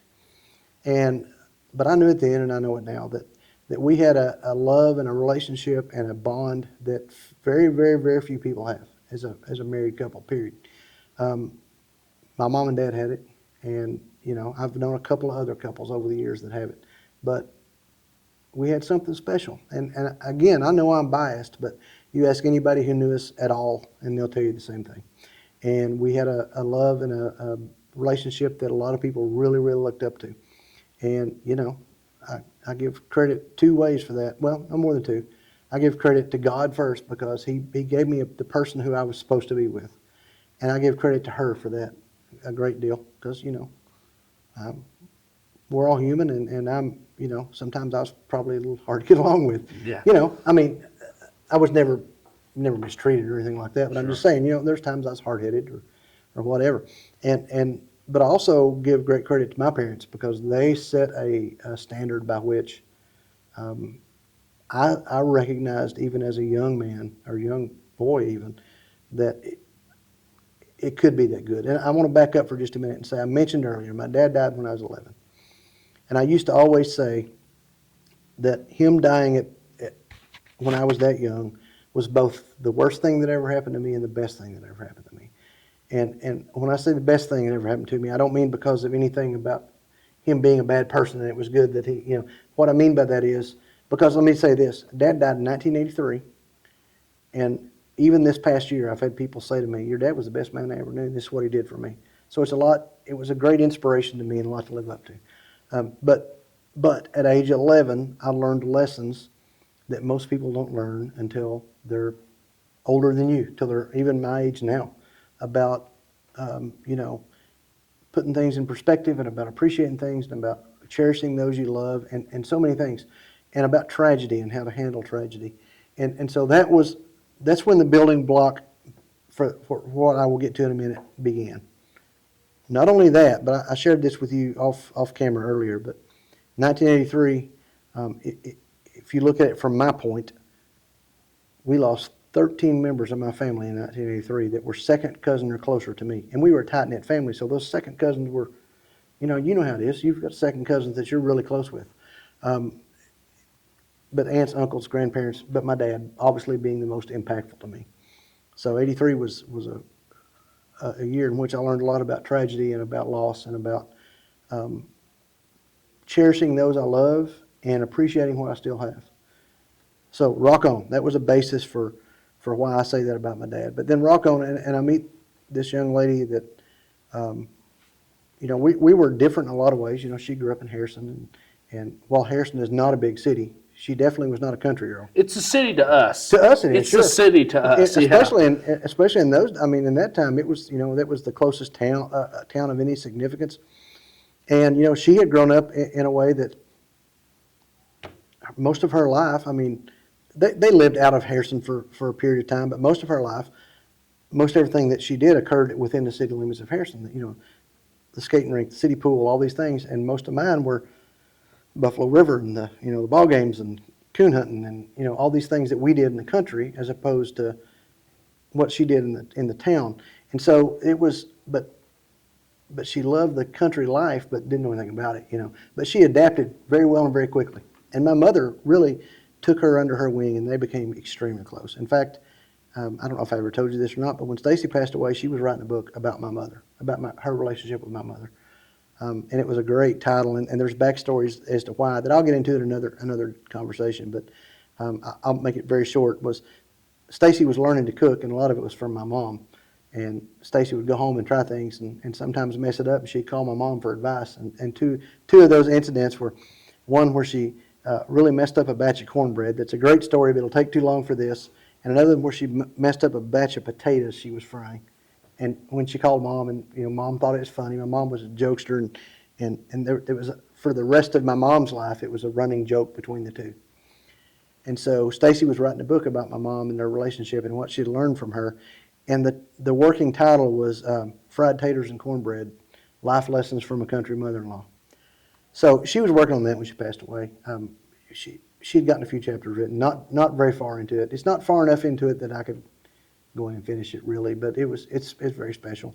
That's an awesome title. Oh, it's a great title. Because my grandma, she faced a lot of the same issues. Sure. She was from Kansas City. Sure, she was from the city. Yeah, she was from the big city. That's right. And she faced even some really discontent from her mother-in-law. Sure. That was the great thing about my family was they welcomed her with open arms. Well, she was pretty hard not to. She was 4'11" tall, and back in those days, 85 pounds. Just cute as a button. But also, 4'11", 85 pounds, and I was scared to death of her. Yeah. I wasn't scared of her. I respected her very highly. But back to the story. So we, you know, we looked at life as a great adventure together, and we had some really good adventures together. We raised two amazing children, you know, and we just loved life and loved doing things together. And I mentioned earlier, CEOPA became a big part of her life, and some of her best friends in the world were from that. And we were able to travel together and do things because of that. And you know, she had jobs, you know, opposed to when I was doing the freelance thing. But we always worked it out to where when I was going to certain events, she was able to take vacation and go with me, and it became just an integral part of it. And she became a part of the organization, and she received awards from them, and it was just great. But so we had this great life. From the time we met to the time she passed away was about 30 years. We were married about 28 of those. You know, and life was just pretty good. It had, you know, we had tragedy in life, and we had down times, and there were times we were absolutely broke, you know, dirt poor, because you know, I mentioned it earlier, but being a cop in the 90s was not a lucrative profession, you know. Right. And you know, Right. and she had jobs too, and you know, we had just life, but we always loved life, and we always loved being together, and we had great times together. And so, rock on. She was a driving force in me getting elected as sheriff first time. She believed in me doing it. She thought I was the person that ought to be doing it.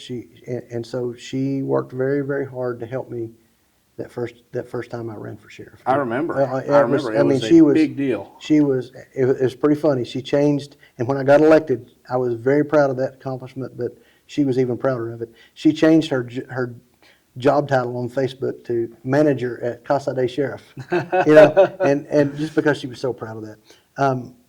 But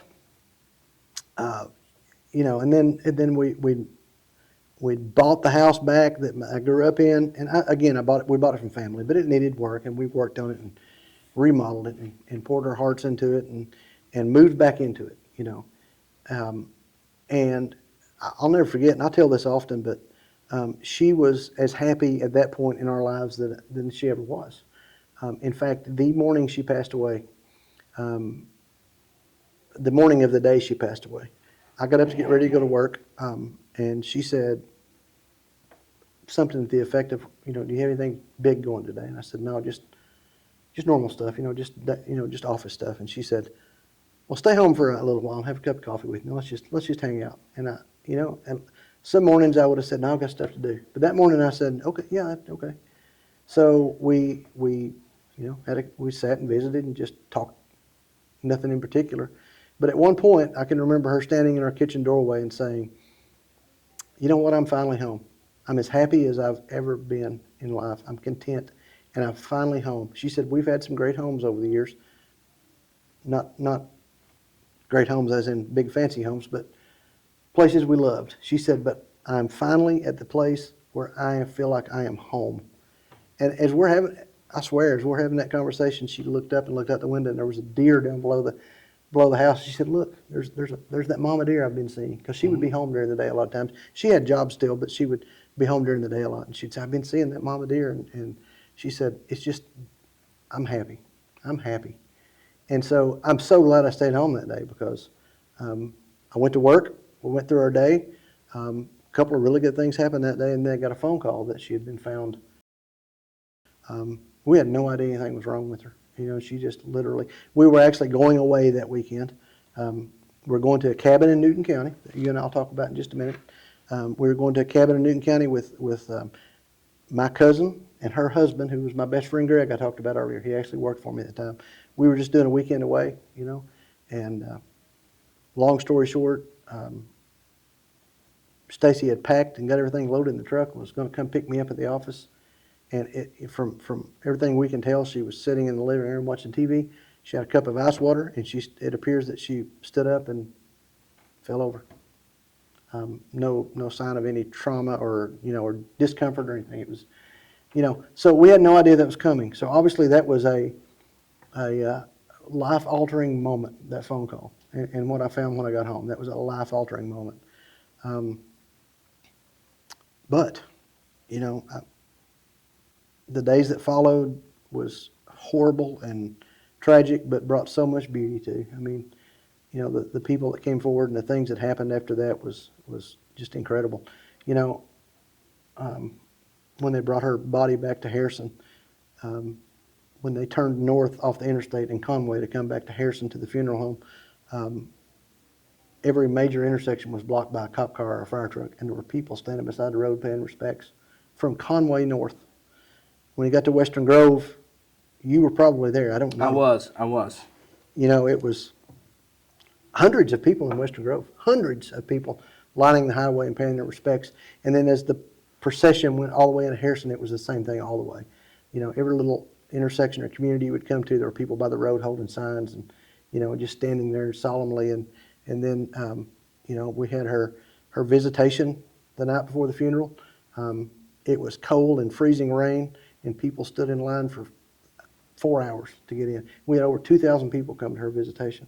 And then, you know, the next day we had the funeral, and we had it in the North Arkansas College Gymnasium.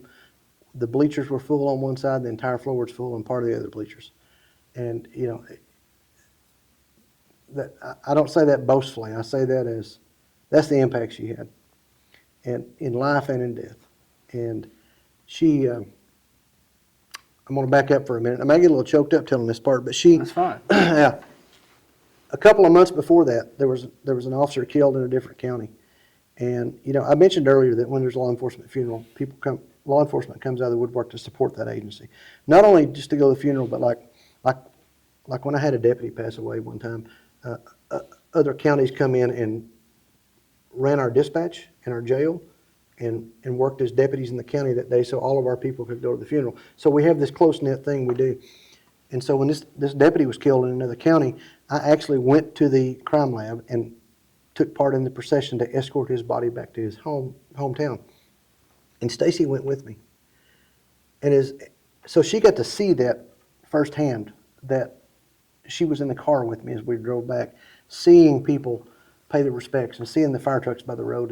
And that particular one, one of the power companies had their bucket trucks over the highway with a big flag hanging down, and you know, and it was just it's tragic but beautiful, you know. And a lot of times there is beauty in tragedy if you know where to look.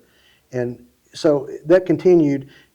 That day we drove from Little Rock. It was 2 or 3 hour drive back to where he was from, and she just kept saying, "My God, this is gorgeous. This is gorgeous. I can't believe the love and respect they're showing for this man." And you know, and I said, a lot of these people didn't know this man, but that's the impact he had. And it was so ironic and so beautiful that she got the same thing, you know.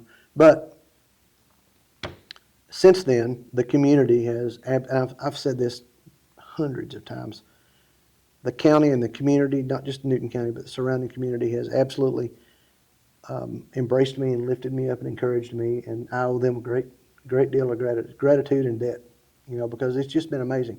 So I guess what I'm trying to say is she had a profound impact on me, but she also did on a lot of other people, as you know. I agree. Yeah. I'm one of them, yes. And it wasn't just because she was, again, I know I'm biased, but she was a force of nature, you know.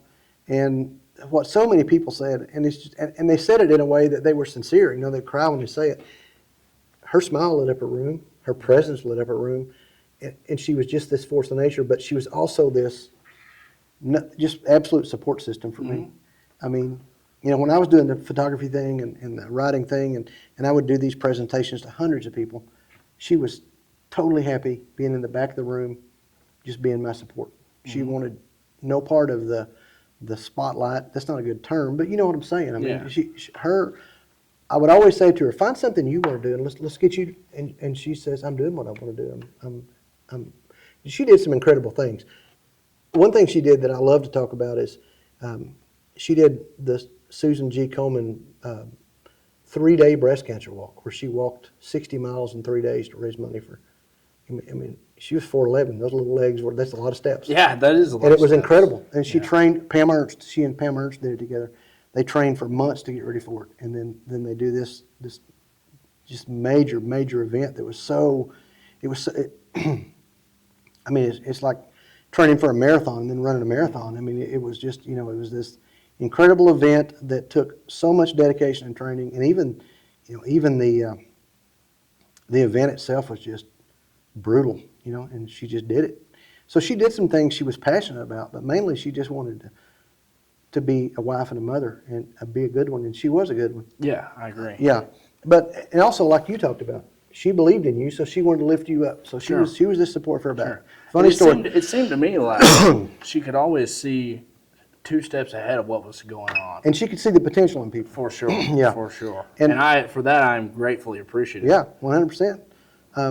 Something I want to tell about the presentations. The other thing she would do, and it was so funny because she was so, it was just her, was I would give these talks, and as people can tell by this podcast, I can be long-winded, and she would keep me online for time. And the thing she would do is she would stand in the very back of the room where nobody but me could see her because I was facing the crowd. And when I started running along, she would give me this look, and she'd go, you know. And so I knew, oh, I better shut up because, you know, Stacy's telling me I'm talking too much. But that was just her way. She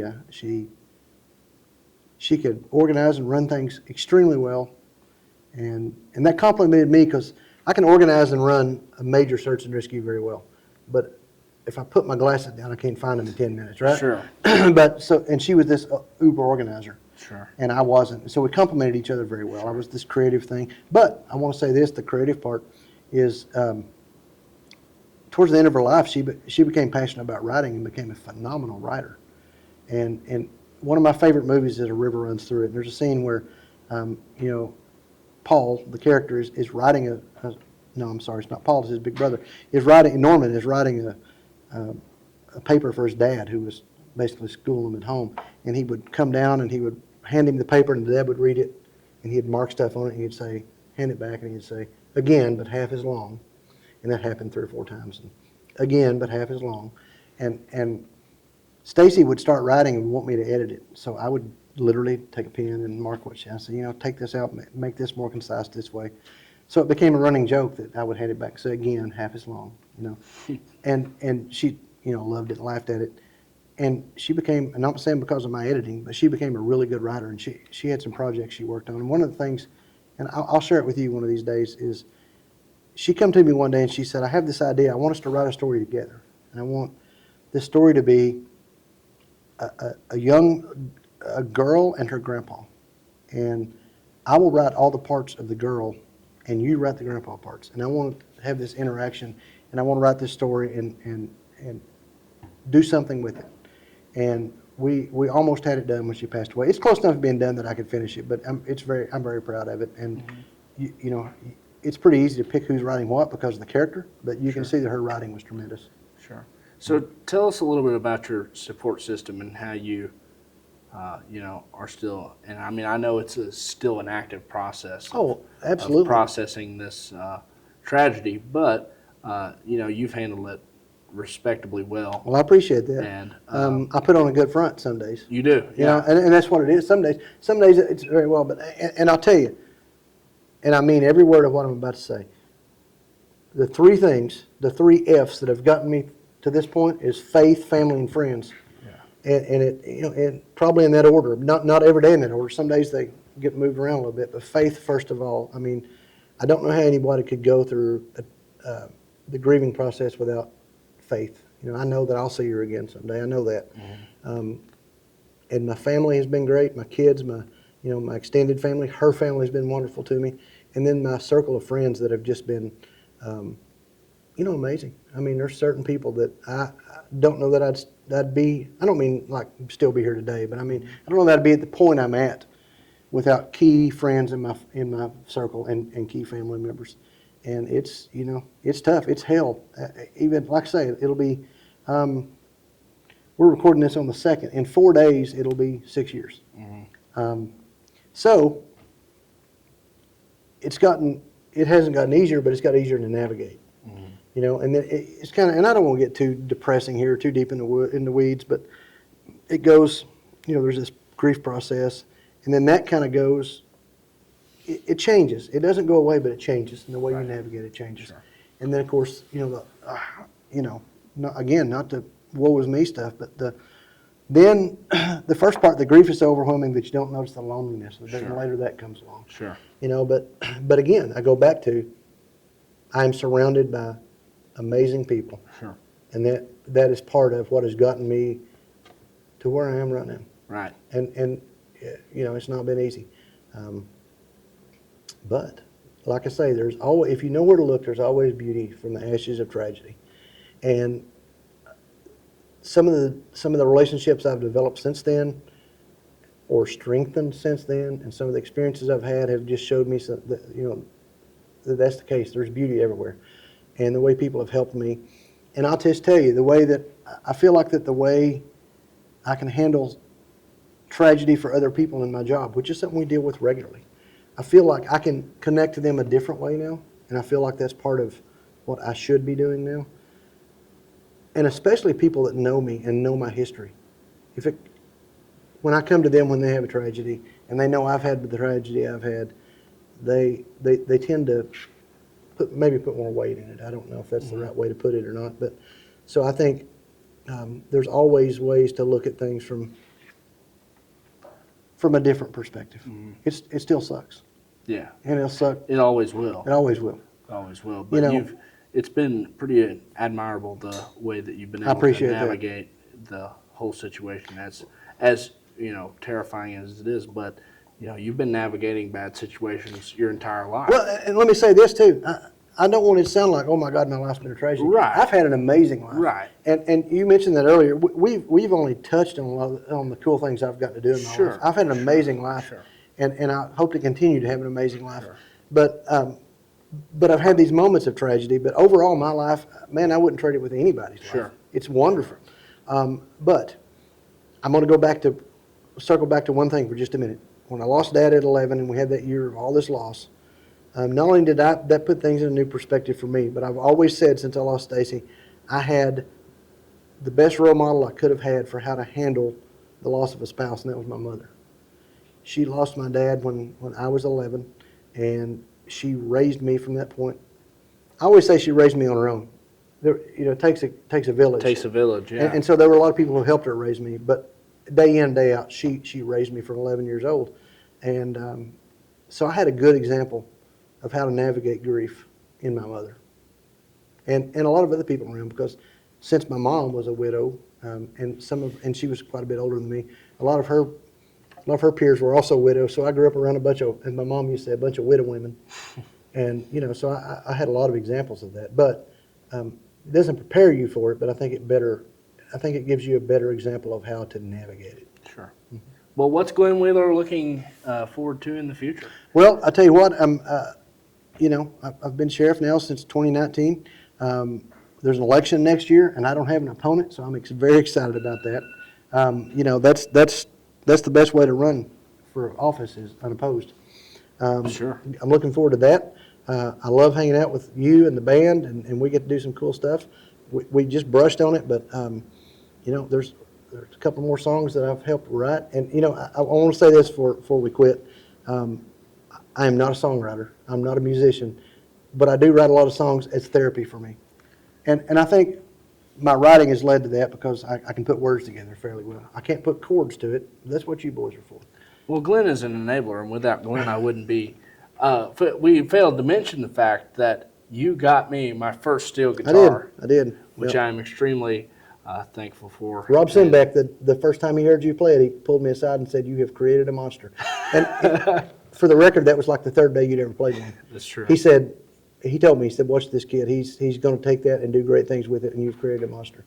And I'm proud of that. I mean, I'm not meaning that in a bragging way. I'm glad I could be a small, humble part of that. Sure. But, so I've got a lot of things to look forward to. I still love my job and where I live and all the people around me, and life is still amazing, even with the bad parts. One of my favorite songs is, that puts that in perspective is Gary Allan. He says, "Life ain't always beautiful, but it's a beautiful ride." And, it's been an adventure, and it will continue to be an adventure. I refuse to let it not be an adventure. I agree. Well, Glenn Wheeler, thank you. Brother, this is your Newton County Sheriff right here. This is my Newton County Sheriff. And that's the steel guitar guru. I don't know about that, but, All right, good stuff.